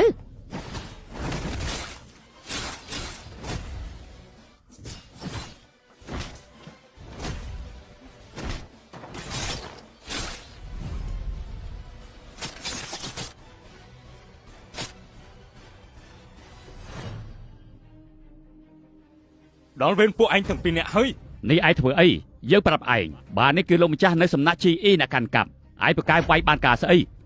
ហ៊ានប៉ះពាល់គាត់ទេ មិនហ៊ានប៉ះពាល់ទេលីងធិនហ៊ូលោកតាមធំខ្លាំងណាស់ ខ្ញុំបានមិនហ៊ានទេលោកឈិនមានរឿងអីកើតឡើងទៀតហើយ លោកមិនឲ្យកូនចៅបង្ខំគេលក់ខ្លួននៅមានរឿងអីដែលមិនហ៊ានធ្វើទៀតទៅ នេះមិនមែនជាទង្វើសំណាក់ GE ទេលោកឈិនពេលនេះលោកណែណា នៅបាហ្វឹងយៈ ឡរឿងនេះខ្ញុំនឹងដោះស្រាយ ឯងមិនទទួលទេចាំមើលលីងធិនហ៊ូមកឯងព្រមទទួលដែរទេនឹងមិនអីទេ បងឈិនភីង និយាយទូរស័ព្ទជាមួយលោកម្ចាស់ខ្លាមែនទេនេះមិននឹងអាចទៅលោកម្ចាស់ខ្លាជាអ្នកណាជាស្ដេចដល់ហុងឈឹងអ្នកណាហ៊ាននិយាយដាក់លោកម្ចាស់ខ្លាបែបហ្នឹង ខ្ញុំមើលតែគេប្រកាសជាធ្វើពុតដល់ឈួតហើយ យើងមើលទៅឯងកុំធ្វើឈួតដល់ទីនេះលោកម្ចាស់ខ្លាមានឋានៈជាស្អីស្គាល់សម្រាប់ដូចជាឯងដែរឆាប់នាំស្រីបាយចេញភ្លាមទៅ 5 4 3 2 បើត្រូវលាទាត់ត្រូវឲ្យដឹងប្រាប់ឯងចុះដែលណាយើងទូរស័ព្ទលោកម្ចាស់ខ្លាអាឡូលោកម្ចាស់ខ្លាគឺខ្ញុំឯងហ៊ានប្រើឈ្មោះសម្រាប់ GE យើងលោកលេងកូនស្រីគេហើយតែហ៊ានប៉ះពាល់លោកឈិនទៀតអូទេលោកម្ចាស់ខ្លារឿងនេះស្ដាប់ខ្ញុំបោះស្រាយសិនខ្ញុំគ្មានអីត្រូវបោះស្រាយទេសម្រាប់ GE យើងថ្ងៃនេះបានតែជន់បាសផងយាឈ្មោះលេងធានហ៊ូយើងទៅសេបញ្ច្រាស់បិទហើយលោកបងឈិនលោកម្ចាស់ឈិនសុំបងទុកជីវិតឲ្យខ្ញុំផងខ្ញុំជូតស្បែកជើងឲ្យលោកជូតស្បែកជើងឲ្យលោកជូតឲ្យស្អាតសុំបងលោកលើលែខ្ញុំម្ដងទៅមនុស្សនៅក្នុងហុងឈឹងសុទ្ធតែដឹងពីចរិតលោកម្ចាស់ខ្លាខ្ញុំប្រកាសជាសោកគ្មានសាកសោ សុំបងឯងធ្វើរឿងគ្មានគុណធម៌ច្រើនណាស់នៅចង់រស់ទៀតយើងដាស់តឿនឯងតែទៅដល់ផ្ទះឲ្យទទួលសពទៅ អាយអើយកុំអី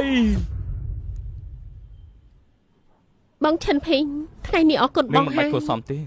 នេះជាអ្វីដែលខ្ញុំគួរធ្វើប៉ុន្តែ បងឈិនភីងຕົកថាខ្ញុំវល់បងចោះរឿងថ្ងៃនេះកុំប្រាប់ម៉ាក់ខ្ញុំអី ខ្ញុំអាចជួយរក្សាកំបាំងឲ្យនាងបានតែនាងត្រូវប្រាប់ខ្ញុំតាមត្រង់រឿងនេះយ៉ាងម៉េចវិញ ខ្ញុំជំពាក់ពួកចុងការ 100,000 ថាម៉េចនេះចង់ការ 100,000 មិនមែនតិចតួចទេមិនបានចាប់គេច្រើនយ៉ាងនេះ ម៉ាក់ខ្ញុំមានជំងឺកលៀនធ្ងន់ធ្ងរក្នុងផ្ទះគ្មានលុយទេតែប្រាប់ថាបើប្រមូលថ្លៃដេកពេទ្យមិនគ្រប់ទេនឹងបញ្ឈប់ការព្យាបាលខ្ញុំគ្មានមធ្យោបាយទើបតែខ្ចីពួកចុងការដើមឡើយគិតថាប្រមូលគ្រប់ដេកពេទ្យនឹងឈប់ធ្វើហើយតែការប្រាក់ពួកគេកាន់តែយូរកាន់តែច្រើនខ្ញុំសោះមិនរួចទេពួកគេក៏ចាប់ផ្ដើមបង្ខំខ្ញុំ ខ្ញុំដឹងថានឹងមិនមែនមនុស្សបែបនឹងទេ បងឆាន់ភេងបងជឿខ្ញុំទៅខ្ញុំស្បត់រឿងបែបហ្នឹងម្ដងក៏ខ្ញុំមិនដែលធ្វើដែរបងជឿខ្ញុំទៅ អញ្ចឹងចុះ 100,000 នេះខ្ញុំជឿរកមកជួបបាយឲ្យនាង បងឆាន់ភេងខ្ញុំដឹងថាបងចង់ជួយខ្ញុំដែលចិត្តស្មោះតែបងទៅតែចេញពីគុកសំបីការងារមួយក៏គ្មានលុយមកពីណាច្រើនយ៉ាងហ្នឹងទៅ មិនបាច់ខ្វល់ទេ លោកឈិនជាបាននាំមនុស្សទៅកំទេចបាសហ្វឹងយាហើយឆ្កែញីឈ្មោះមកគូនោះបោះចូលទៅសមុទ្រឲ្យត្រីស៊ីហើយ ដឹងហើយគ្រប់គ្រងកូនចៅលោកឲ្យល្អថ្ងៃក្រោយកុំឲ្យខ្ញុំឃើញអញ្ចឹងទៀតណា បងឆាន់ភេងក្រែងបងថាទៅផ្ទះវិញហ៎នេះផ្ទះបងហ៎ មិត្តម្នាក់ឲ្យខ្ចីបើត្រូវការនោះនាងក៏មិននៅបានដែរក្នុងនេះមានបន្ទប់ច្រើនណាស់ប៉ាម៉ាក់ចង់មកវិញហើយ ភីងមិនក៏មកវិញជប់ម្លេះម៉ាក់បារម្ភចង់ស្លាប់ទៅហើយ ហាន យាយប៉ែភេងនាំហានមកវិញដែរ កូននេះឯងទៅរកហានមិនក៏មិនប្រាប់យើង ខ្ញុំនឹងហានគ្រាន់តែញ៉ាំបាយគ្មានរឿងអីទេកុំបារម្ភអី អញ្ចឹងហាននាង ម៉ាយប់ហើយពួកយើងក៏រំខានអ៊ំឆិនអីមានរឿងអីចាំទៅវិញចាំនិយាយគ្នាអ៊ំប្រុសអ៊ំស្រីបងឆិនភេងថ្ងៃនេះរំខានអ្នកទាំងអស់គ្នាហើយខ្ញុំនឹងម៉ាក់ទៅវិញសិនហើយ បានពួកឯងតាមផ្លូវប្រយ័ត្ន អត់ដែរខ្ញុំទៅបន្ទប់សម្រាប់ ហើ ហើយ យ ឈប់សិនឈិនភីងប៉ាយល់ថាឯងនៅផ្ទះសម្រាប់យូរហើយដែរប៉ារកការងារឲ្យឯងមួយឯងឆាប់ត្រៀមខ្លួន ប៉ា ទៅ ខ្ញុំមានរឿងត្រូវធ្វើទៀត ឯងអាចមានរឿងស្អីទៅឯងទៅចង់ប៉ោឡាយរាល់ថ្ងៃអញ្ចឹងហ៎យល់មកឯងមិនអាចចិញ្ចឹមឯងអស់មួយជីវិតទេ ការងារនេះគឺប៉ាឯងយកមុខទៅវល់គេឯងត្រូវយល់ពីទុកលំបាកប៉ាម៉ាក់ផងឯងទើបចេញពីគុកការងារនឹងណមួយគឺខ្លាំងជាងស្អីទាំងអស់ ហានមិនបានចាំនៅផ្ទះ បងឆិនភេងពួកចង់ការប្រាក់នោះចង់មករកខ្ញុំខ្លាចម៉ាក់ដឹងណា មិនអីទេមានខ្ញុំនៅហើយណា មិនស្រួលហើយគឺពួកគេ ហា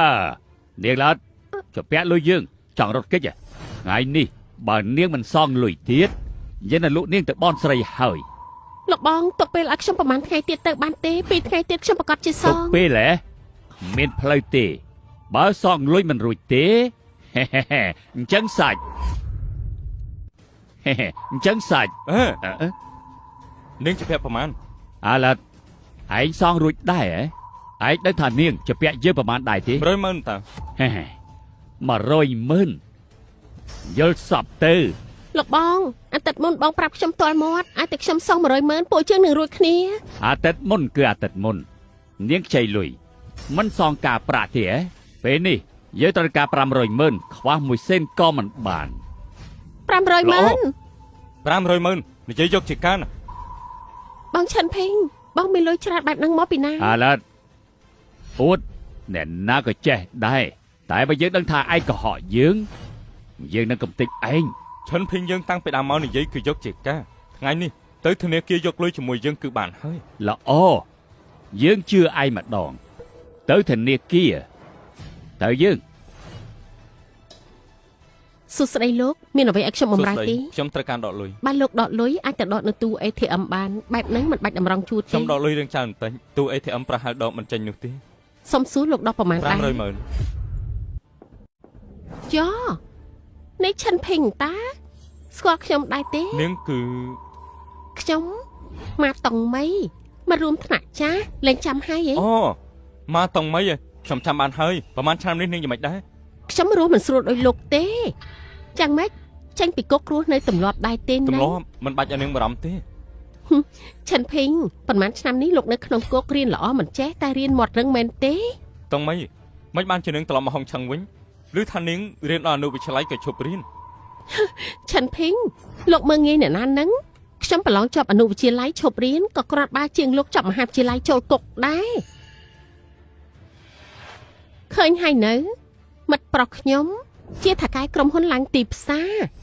ថ្ងៃនេះខ្ញុំមកធនាគារធ្វើការថ្ងៃក្រោយទ្រព្យសម្បត្តិពាន់លានរបស់គាត់គឺខ្ញុំជាអ្នកគ្រប់គ្រង អូអបអរផងតង់មីរកបានមិត្តប្រុសជាអ្នកមាន លោកឈិនខ្ញុំសុំណែនាំបន្តិចធនាគារយើងដកលុយលើសពី50,000ត្រូវការណាត់ទុកមុនលោកមានណាត់ទុកដែរទេ ខ្ញុំត្រូវការលុយប្រញាប់អត់បានណាត់ទេខ្ញុំមានលុយ100លានខ្ញុំរំខាននាងដកឲ្យខ្ញុំ500,000ផងប្រញាប់ខ្លាំងណាស់ 100លានឆិនភេងលោកគ្រាន់តែជាអ្នកទោសអត់ឃ្លានចាំតែស្លាប់ម្នាក់មាន100លានមកពីណាទៅមិនធ្វើពុតស្លាប់ទេហ៎លោកនេះជាច្បាប់ធនាគារពួកខ្ញុំទោះជាមាន1000លានក៏មិនបានដែរ មែន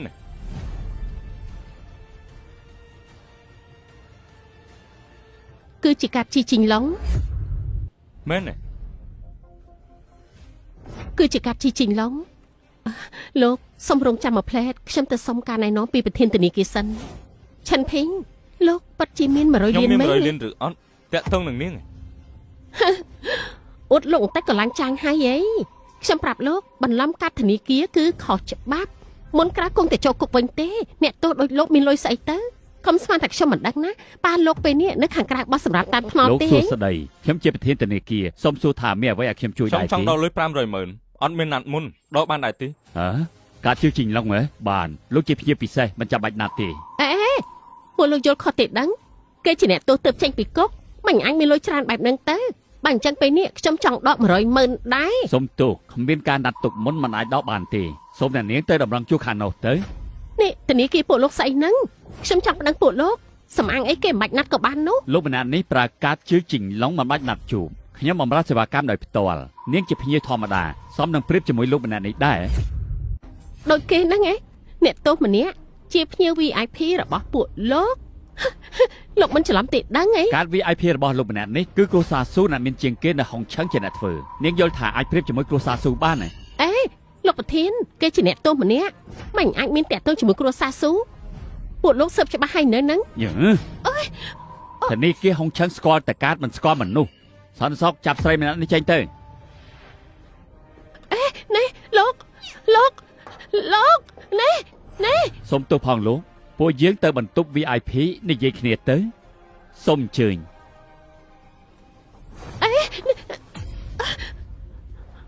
ពួកលោកធ្វើបាបភ្ញៀវពេលនេះខ្ញុំទៅប្តឹងពួកលោកហើយអូយតើរឿងវាយ៉ាងម៉េចវិញឆិនភីអ្នកក្រម្នាក់នោះមិននឹងអាចមានទំនាក់ទំនងនឹងគ្រួសារស៊ូទៅ នេះជាបងតង់មិញតើហេចាយដល់ម្លេះបានជួបបននៅទីនេះ កាំងជើលោកនៅទីនេះធ្វើអីលោកមិនទទួលលុយ ម្លេះ ទេ ពាក់លុយពួកខ្ញុំបន្ទាប់មកប្រាប់ថាមកទីនេះដកលុយនេះខ្លាចគេរត់បាត់ក៏តាមមកមើល បានអញ្ចឹងពួកលោកទៅធ្វើការចុះមានពេលទំនេរមកផ្ទះផឹក បង ស្រា ធ្វើការចុះ អេកាំងជើអ្នកដែលចម្ពាក់លុយលោកឈ្មោះឆិនភីងមែនទេ ឈិនភីងហ៎ត្រូវគឺឈិនភីងអាឡិតនោះចម្ពាក់លុយពួកខ្ញុំ500,000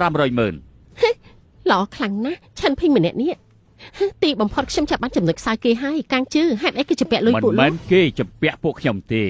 មានស្រីម្នាក់ចម្ពាក់លុយចងការពួកខ្ញុំអាឡិតនឹងចេញមុខចង់សងលុយចំនួនស្រីនោះ ប្រាប់រឿងរកស៊ីមួយឲ្យលោកចង់ស្ដាប់អត់ ប្រាប់មក ឆិនភីងអាឡិតនោះពេលនេះនៅក្នុងកាតគេមាន100លានបើគេមានចំណុចខ្សោយក្នុងដៃលោកមិនធ្វើស៊ីមិនបានទេ អាឡិតនោះមានលុយ100លានណាមើលទៅមិនសមជាអ្នកមានលុយសោះ បន្តិចទៀតគេចេញមកចាំមើលទៅនឹងដឹងហើយបើគេពិតជាអាចដកបាន500ម៉ឺនមែនអញ្ចឹងបញ្ជាក់ថាក្នុងកាតគេមានលុយមែនហើយ មានហេតុផលនៅតែជាបងតង់មី 500ម៉ឺនមួយសេនក៏មិនខ្វះដែររាប់ទៅ អាឡិត500ម៉ឺនប្រហែលមិនគ្រប់ ឯ ទេ ងមានន័យថាម៉េចមុននឹងនិយាយឲ្យតើថា500ម៉ឺន គ្មានន័យអីទេ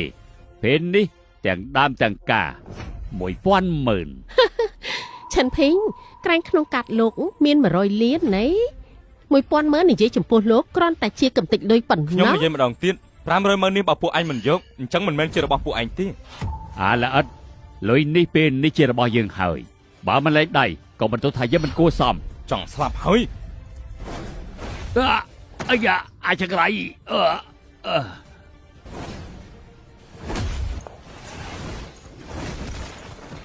អាចក្រៃអើយទុកមកឯងចុះ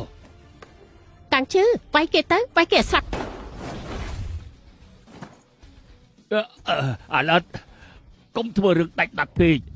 នៅពីក្រោយយើងគឺបាក់ឆឹងឡុងបីប៉ាពួកយើងគឺហុងសឺហើយ ការពិតកូនចៅហុងសឺហើយសុះ ហេយ៉ាងម៉េចខ្លាចហើយហ៎ គិតទុកជីវិតឲ្យឯងតែបើឯងជាកូនចៅរបស់ហុងសឹងហើយអញ្ចឹងមិនបាច់ទេ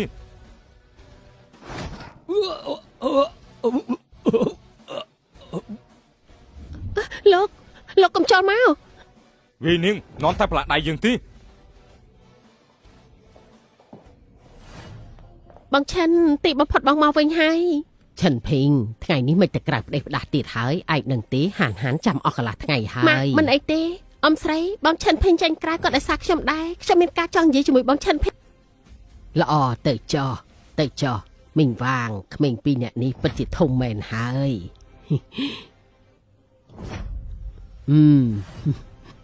បងឆិនភីងពួកប្រមាណអ្នកនោះធ្វើបាបបងទេ គ្មានទេទុកចិត្តចុះពួកគេឈប់មករកនាងទៀតហើយ មែនទេអរគុណបងឲ្យបងឆិនភីង Hello ឆិនភីងពេលនេះបងនៅណាខ្ញុំទៅរកបង រកបងឯងមានកាយមែនទេមិនអាចនិយាយតាមទូរស័ព្ទបានទេមែនទេ បងល្ងងមែនឬក៏ធ្វើប៉ាត់ខ្ញុំស្រឡាញ់បង រកបងមានការអីមែនទេមិនអាចនិយាយតាមទូរស័ព្ទបានទេ បងល្ងងមែនឬក៏ធ្វើប៉ាត់ខ្ញុំស្រឡាញ់បង បើមានពេលបងនឹងទៅរកអូនណាឆ្លាតស្ដាប់បង្គាប់ បងឆិនភីងមិត្តស្រីបងមែនទេ មិនអីទេបងមិនចង់និយាយមិនបាញ់និយាយក៏បានរឿងថ្ងៃនេះអរគុណបងហើយបងឆិនភីងចឹងខ្ញុំទៅវិញសិនហើយ អេហាន ទៅណានឹង ខ្ញុំទៅរកហាន រកហានស្អីពេលនេះតែធ្វើការទៅ ប៉ាខ្ញុំដឹងហើយចាំ មិនគេទឿនហើយពេលនេះទៅបង្ហាញខ្លួនទៅមិនចឹងទេកុំមកផ្ទះវិញ លោកគឺឆិនភីង នាងគឺ ខ្ញុំជាអ្នកណាមិនបាច់ខ្វល់ទេបើកុំទៅប៉ាលោកមួយថ្ងៃមុខក្រាស់មកវល់ប៉ាខ្ញុំខ្ជិលរវល់ជាមួយអ្នកតូចដូចជាលោកណាក្រុមហ៊ុនស៊ីងអ៊ីយើងគឺក្រុមហ៊ុនថាត់ក្រោមប្រព័ន្ធស៊ូនៅក្នុងការរកស៊ីក៏ទុកថាមានមុខមាត់ដែរមនុស្សមិនតិចទៀតដណ្ដើមគ្នាចាំមកក្រុមហ៊ុនពួកយើងលោកអាចចូលមកបានជាសំណាងរបស់លោក សម្ ហើយ ព័ន្ធស៊ូនេះជាក្រុមហ៊ុនរបស់អ៊ីឈីនតា លោកសាច់អីមើលរូបរាងអត់កំណត់លោកចោះចូលក្រុមហ៊ុនកំប្រាប់ថាស្គាល់ខ្ញុំណា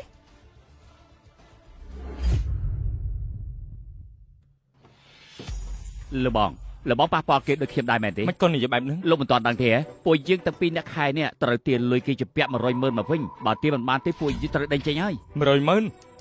ច្រើនម្ល៉េះ មែនហើយអ្នកដែលជាពាក់លុយទាំងនេះសុទ្ធតែជាភ្ញៀវដែលពិបាកសំអាងលើពីអ្នកយើងទានមិនបានទេ ទុកចិត្តចុះមានខ្ញុំនៅហើយលុយនឹងទាមមកវិញបានចម្ពាក់លុយក្រុមហ៊ុនគឺចម្ពាក់លុយអ៊ីឈីក៏ចម្ពាក់លុយប្រពន្ធខ្ញុំដែរលុយនេះខ្ញុំត្រូវតែទាមមកវិញលោកថាទៅក្រុមហ៊ុនមានបញ្ជីចម្ពាក់ច្រើនយ៉ាងហ្នឹងអគ្គនាយកគេធ្វើអី បងប្រុសប្រយ័ត្នផងបើគេស្ដាប់ឮហើយរាយការណ៍អញ្ចឹងពិបាកហើយ ធ្ងន់ធ្ងរម្លឹងផងអគ្គនាយកម្នាក់ទុកខ្លួនឯងដូចជាស្ដេចផង ការងារធ្វើរួចនៅខ្សឹបខ្សៀវគ្នាអីឆិនភីងក្រុមហ៊ុនមានច្បាប់បុគ្គលិកទៅចូលថ្មីត្រូវអញ្ជើញគ្រប់គ្នាញ៉ាំបាយលោកត្រៀមបន្តិចទៅ ច្បាប់ខ្មោចយកស្អីនាងជាអ្នកកំណត់នឹង ណែលបងឆិនណាក្រុមហ៊ុនយើងមានច្បាប់នឹងមែន បើបងប៉ះពាល់នាងខ្លាចจะត្រូវគេធ្វើបាបទេ បើមកផ្នែកលក់ហើយត្រូវគោរពច្បាប់ផ្នែកលក់មិនចឹងទេចេញទៅវិញទៅ បងជាយាន សុំទោសផងខ្ញុំគ្មានលុយប៉ៅទេបើលោកចង់ញ៉ាំបាយអាចដកលុយខ្លួនឯងញ៉ាំបានពួកលោកមិនមែនជាអ្នកសុំទានទេចាំបាច់ខ្ញុំប៉ៅបាយធ្វើអី ហេឈិនភីងម្នាក់នេះហួសហេតុពេកហើយសូម្បីមកប្រធានជួយក៏មិនទុកឲ្យដែរ នៅពីក្រោយមានអ្នកខ្លាំងប៉ុណ្ណាហ៊ានទុកពួកយើងជាអ្នកសុំទានផងអ្នកណាចង់ស៊ីបាយរបស់គេនោះ ប្រកាសជាមានតំណែងតំណងជាមួយនឹងសៀមម៉ឹងហើយមើលចុះរឿងមនុស្សស្អីហ្នឹង សងស៊ីមឹងមើលនឹងរើសមនុស្សមកចោះនេះ គ្រាន់បើមែនឆិនភីងចាំទៅមើលទៅប្រធានជួយឆិនភីងថ្ងៃនេះមិនទុកមុខឲ្យលោកខឹងខ្លាំងមែនតែអត់ចាស់ការគេទេ គួរស្អប់ណាស់លើកនេះលើកលែងឲ្យគេម្ដងខ្ញុំធ្វើជាប្រធានយ៉ាងម៉េច មែនហើយ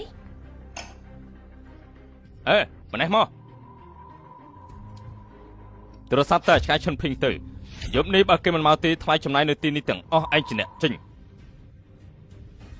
នៅផ្លឹកស្អីទៀតឆាប់ទៅ បងឈិនភីងប្រធានជួយឲ្យខ្ញុំប្រាប់បងឆាប់មក KTV នៅហុងឆឹងអញ្ចឹងមិត្តរួមការងារច្រៀងបើមិនអញ្ចឹងទេពួកគេនឹងយកខ្ញុំបញ្ចេញកំហឹងហើយ ជាងឯងកុំតែសាខ្ញុំត្រង់ឡើយហើយ បងឆិនភីងព្រឹកមិញគឺខ្ញុំមិនល្អខ្ញុំនៅផ្ទះធ្វើគាវណា តែពេលនេះខ្ញុំមានការមិនតាន់ត្រូវចេញក្រៅមិនអញ្ចឹងចេះចោះនឹងទៅជាមួយខ្ញុំទៅគាវនេះយកពួកយើងមកបញ៉ាំជាមួយគ្នាណា ល្អ គេព្រមហើយទាំងអស់គ្នាស្ដាប់ឲ្យបានច្បាស់ណាបន្តិចទៀតឈិនភីងមកដល់ពួកឯងនាំគ្នាបញ្ច្រកគេទៅបញ្ច្រកឲ្យគេស្វឹងលុយរង្វាន់ប្រចាំឆ្នាំគុណនឹង2ណាវើយ អូ ប្រធានជួយមិនឆ្នាំ ប្រធានជួយលោកទុកចិត្តចាស់ខ្ញុំធានាថានឹងធ្វើឲ្យឈិនភីងម្នាក់នោះមកវិញឈរទៅវិញដេក ត្រូវហើយប្រធានជួយលោកទុកចិត្តចោះខ្ញុំធានាធ្វើឲ្យគេផឹករស់ទិសមិនឃើញ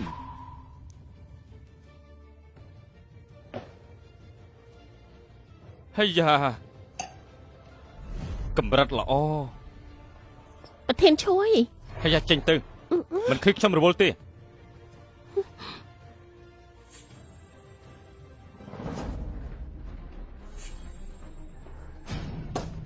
កស្រីនៅក្នុងបន្ទប់នេះទាំងអស់ទៅឲ្យយើងនៅបន្ទប់ជាប់នេះយប់នេះកំដរយើងលេង បាទយកស្រីនៅក្នុងបន្ទប់នេះទាំងអស់ទៅឲ្យយើងនៅបន្ទប់ជាប់នេះយប់នេះកំដរយើងលេងបាទ អេនេះជាមិត្តស្រីខ្ញុំណាលោកចង់យកក៏យកអញ្ចឹងមែនទេ យេឡាយើងចង់បានមានអ្នកណាបដិសេធទេ ស្រីស្អាតទៅជាមួយបងទៅបងមានឡាហ្វៃឆ្នាំ82 យ៉ាអើឡើងចោលហើយបែរទេ យ៉ាងម៉េចខ្លាចហើយប្រាប់ឯងចុះសង្គមនេះតាំងពីដើមមកគ្នាច្រើនធ្វើបាបគ្នាតិចយើងក៏មិនមែនមនុស្សចិត្តចង្អៀតដែរពេលនេះចេញទៅរឿងយើងមិនប្រកាន់ទេចេញទៅ ចាំតែមើលទៅគ្រាន់តែប្រាប់ឈ្មោះមកចាំមើលយើងសម្រាប់ឯងយ៉ាងម៉េច យើងឈ្មោះឈួយចយិនចាំឯងនៅទីនេះបញ្ញាប់ទៅប្រមូលគ្នាមក ចឹងហើយចាំមើលបន្តិចទៀតយើងចាត់ការឯងយ៉ាងម៉េចតែប្រធានជួយលយមែនបំភ័យមនុស្សអស់នេះសូម្បីតែផោមក៏មានផោមផង មនុស្សសង្គមស្អីខ្ញុំមើលតែប្រធានជួយយើងទៅជាបងធំ ត្រូវប្រធានជួយលយមែនមកប្រធានជួយខ្ញុំ យប់ ជួ នេះ ប បង លោក ប្អូន មួ ផឹក យ ឲ្យសុបាយទៅណាបន្តិចទៀតហើយស្រាថ្លៃប្រមាណ10ទៀនមកផឹកទៅ ប្រធានជួយលយមែន ប្រធានជួយមិនឆ្នាំ ប្រធានជួយយកល្អពួកយើងទៅបើគេហៅគ្នាមកមែនអញ្ចឹងពួកយើងចាប់មិនខានទេ សៀមឹងខ្លាចស្អី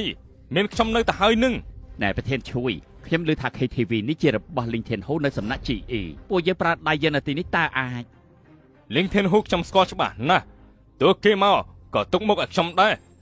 ត្រូវបងជួយស្គាល់លោកម្ចាស់ខ្លាចច្បាស់ណាស់ស្គាល់ច្បាស់ ប្រ ណាស់ ធានជួយមើលមិនដឹងសោះលាក់បានចិត្តមែនស្គាល់គ្នាជាមួយលោកខ្លាទៀត មែនហើយបើស្គាល់លោកម្ចាស់ខ្លះហើយអញ្ចឹងពួកយើងនៅខ្លាចស្អីគេទៀតបើគេហ៊ានមកប្រធានជួយនឹងវាគេឲ្យជ្រុះថ្មិញ មែនហើយឈិនភីងអាកំសាឯងសើស្អីមិញស្រីរបស់ឯងប៊ីតែត្រូវធ្វើបាបឯងសូម្បីតែផោមក៏មិនហ៊ានផោមផង ឈិនភីងខ្ញុំសង្ស័យហើយថាលោកជាមនុស្សប្រុសដែរអត់អេលោកមិនមែនខាងនឹងមិនកើតទេដឹង ថាម៉េចគេហ៊ានមកកយរឿងនឹងកែយើងផង បើឲ្យលោកតកែខ្ញុំយល់ដល់មុខលោកម្ចាស់ខ្លាទើបមិនហ៊ានចាត់ការ ប៊ីងឈឺអិនភីងពេលនេះស៊ូអ៊ីឈីនៅក្នុងដៃរបស់យើងបើចង់ឲ្យនាងនៅរស់ឯងឆាប់មកតែម្នាក់ឯងមកបានហើយ បើមិនចឹងទេលទ្ធផលទទួលខ្លួនឯងសេរីបើឯងហ៊ានប៉ះស៊ូអ៊ីឈីតែមួយសរសៃសក់នោះយើងនឹងឲ្យគ្រួសារស៊ឺស្លាប់កំដរឯងសំដីថ្លោមមែនប៉ុន្តែស៊ូអ៊ីឈីនៅក្នុងដៃយើងបើឯងមិនមកទេនាងអស់ជីវិតមិនខានទេកុំប៉ះពាល់នាងឆាប់មកយើងគ្មានចិត្តអំណត់ច្រើនទេណាសេរីលោកឈិនខ្ញុំទៅជាមួយលោក ទុកចិត្តចុះខ្ញុំតែម្នាក់គ្រប់គ្រាន់ហើយសម្រាប់ទាំងនេះមិនគួរខ្លាចទេសម្រាប់ឈិនភីងសង្ឃឹមប្រមាណភាគរយគេក្បាលរឹងណាស់ណា សង្ឃឹម10ភាគ មើលទៅឈិនភីងថ្ងៃនេះប្រកាសជាស្លាប់ហើយរៀនវងឡើយជឺក៏មកជួយគេមិនបានដែរ កុំនិយាយអត់បានការលេងអ៊ីស៊ីទៅ បងឆិនភីងបងឆាប់ទៅពួកគេមានគ្នាច្រើនណាស់ ពិតជាហ៊ានមកម្នាក់ឯងមែនទេសំជាអ្នកក្លាហានណា ទៅ លេងយ៉ាង ទៅ លេងយ៉ាងបងឆិនភីងឆាប់ អ៊ីឈី ឈិនភីងបាយកម្រើកយើងឲ្យនេះស្លាប់ភ្លាម ថ្ងៃនេះបាយមកហើយកុំសង្ឃឹមទៅក្រែងប្រកែកវិញណាស់មិនអញ្ចឹងឯង កាប់គេស្លាប់ទៅ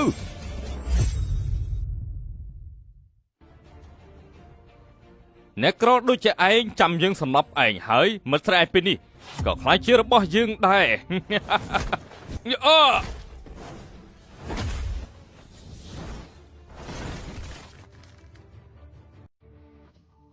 កាប់គេស្លាប់ទៅ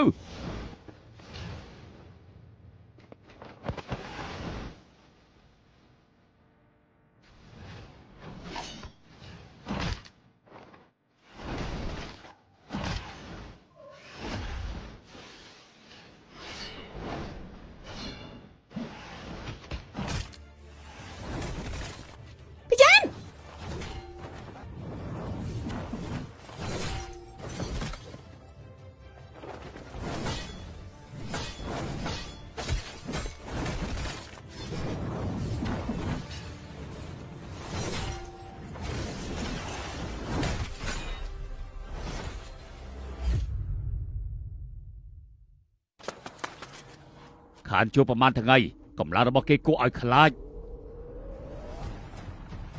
មីប៉ាហុងសម្លាប់គេទៅសម្លាប់ទៅ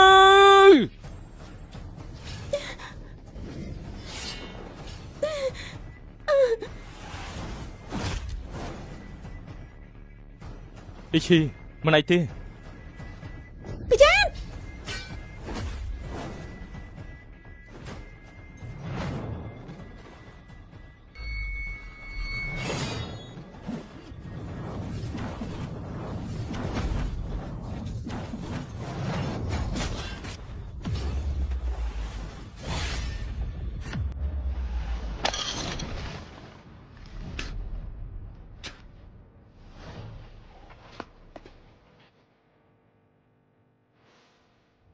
ឈិនភីងបងភីងទុកជីវិតឲ្យខ្ញុំផងខ្ញុំយកទ្រព្យសម្បត្តិទាំងអស់គ្រួសារស៊ីវឲ្យបងទាំងអស់ណាទុកជីវិតឲ្យខ្ញុំផងយើងធ្លាប់ប្រកាសហើយតែឯងធ្វើបាបគេគ្រប់ពេលមិនចេះកែខ្លួន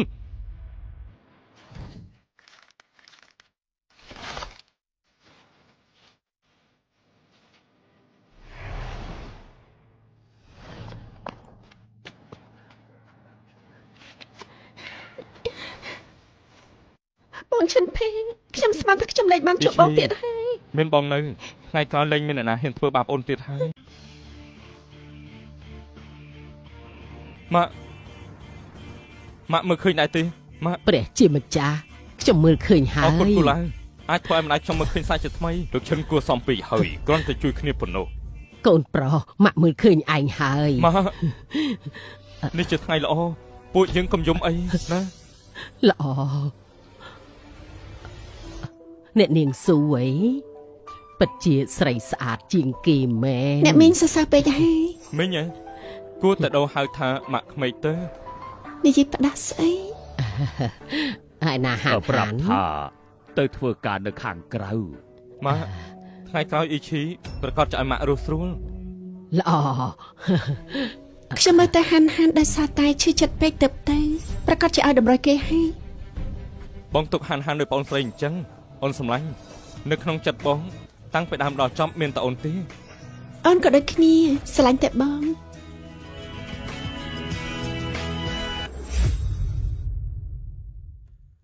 ឈីអ៊ីថ្ងៃនេះឯងស្អាតខ្លាំងណាស់ ប៉ាថ្ងៃនេះខ្ញុំត្រូវឲ្យឈិនភីងមានការភ្ញាក់ផ្អើល ល្អណាស់មានលោកឈិនធ្វើជាកូនប្រសា ប៉ាថ្ងៃក្រោយចូលនិវត្តន៍ដោយស្ងប់ចិត្តហើយប៉ុន្តែឈីអ៊ីចរិតឯងមិនល្អថ្ងៃក្រោយដាច់ខាតកំខឹងផ្ដេសផ្ដាស់ដាក់លោកឈិនណា អេប៉ា មិនស្រួលទេមានរឿងធំហើយ នេះផិតភ័យដូចជាស្អីហើយ លោកម្ចាស់អ្នកនាងលោកឈិនភីងបាត់ខ្លួនហើយ ថាម៉េចបាត់ខ្លួនហើយហ៎ ផុសមកគ្រឹះផាន់លំវ័នរស់ហើយនៅ រកហើយសំបីផ្ទះចាយរបស់លោកឈិនភីងក៏រកដែរឪពុកម្ដាយរបស់លោកឈិនភីងក៏មិនដឹងទៅណាដែរ ឲ្យលឿនឆាប់ទៅរកលោកម្ចាស់ខ្លាទៅម្ចាស់សំណាក់ប្រញាប់បែបហ្នឹងចង់ទៅឲ្យមែនទេ ម្ចាស់សំណាក់ចាស់មុនស្លាប់ប្រាប់ថាខែ7ថ្ងៃ15ក៏សងឡុងមាននិស័យធំលើកនេះដើម្បីវិមានស្ដេចនាគដើម្បីរះក្រោមមេឃត្រូវផ្សងគ្រោះថ្នាក់ម្ដងហើយ តែត្រូវការឲ្យខ្ញុំ ពេលនេះក្បាច់គុណខ្ញុំខ្លាំងហើយមនុស្សធម្មតាធ្វើឲ្យខ្ញុំរបួសមិនបានទេពេលបានសម្រេចខ្ញុំតាក់ទងមកលោកដោយខ្លួនឯងសម្បត្តិនេះរំខានពួកលោកប្រកល់ទៅឲ្យអ៊ីឈីជំនួសខ្ញុំផងពេលខ្ញុំទៅបាត់គ្រួសារស៊ូត្រូវការលោកជួយមើលថែ ទទួលបញ្ជាម្ចាស់សំណាក់ហេតុអីមិនអោយអ្នកនាងស៊ូដល់ផ្ទាល់ដៃ ដល់ពេលហើយខ្ញុំត្រូវចេញដំណើរហើយ ជូនដំណើរម្ចាស់សំណាក់ជូនដំណើរម្ចាស់សំណាក់